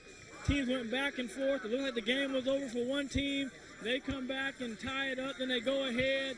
You know, and people talk about going undefeated. And sometimes when you're going undefeated, you have to win a few games that you should have lost. And it just seems like this is a game they should have lost, but they were able to win it, and they move on in advance. And that's all you want to do now, fellas, is win in advance. Thank you, Brian. Looking forward to next week. Have a great weekend. Well, Matt, for Centennial, they put up 3/4 of the best football of the season. You know, if this game of football were just a little bit shorter, Centennial may have come out with the victory here tonight, but they've got nothing to hang their hats on. They knew they were big underdogs coming into this game, even with the addition of Bryce Royal and a healthy Thomas Grimes in the lineup. I mean, Centennial has nothing to hang their heads on. They have nothing to be ashamed of. They had a great season. They took the best team in the section down to the very, very, very end. And I mean, for that, Coach Nixon has to be proud of his players. They pulled off an upset victory last week over the defending champions. So, I mean, nothing wrong with the output and the performance here by Centennial. So congratulations to them on a successful season. But the Drillers moving on. The Division I championship still comes through Griffith Field. Boy, there was a time tonight that we did not think we'd be back here ever again in 2011. The Drillers were down deep, and somehow they dug deep to come back and pull out an incredible come-from-behind victory. The Drillers move on. We do not know where we will be next week, but you'll know by checking the newspaper. For our director, the Godfather, Zachary Flores, Bernie Johnson, Kevin Willey, Tony Ombris, Dave Farnes, myself, Vance Palm, Matt Alvarez, and Brian Adams, on behalf of all of us at Bright House Networks Production, we would like to send our condolences and wishes and our heartfelt prayers to the Bowman family. This game was for you, Sam. Good night. God bless. We'll see you next week. Drillers win.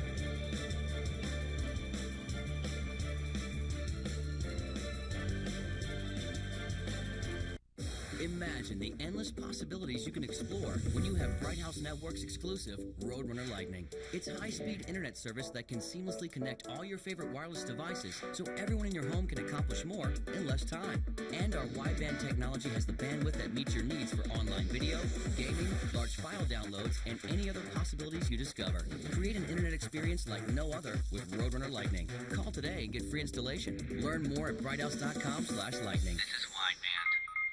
Wow, I can't believe you just told me that. Well, I felt that I should be honest with you about the type of stuff I'm into. I'm into it too. You are? I'm all over it. Living room, bedroom, in the shower. Well, do you want to do it here? Now? Well, yeah, it'll be awesome. Okay.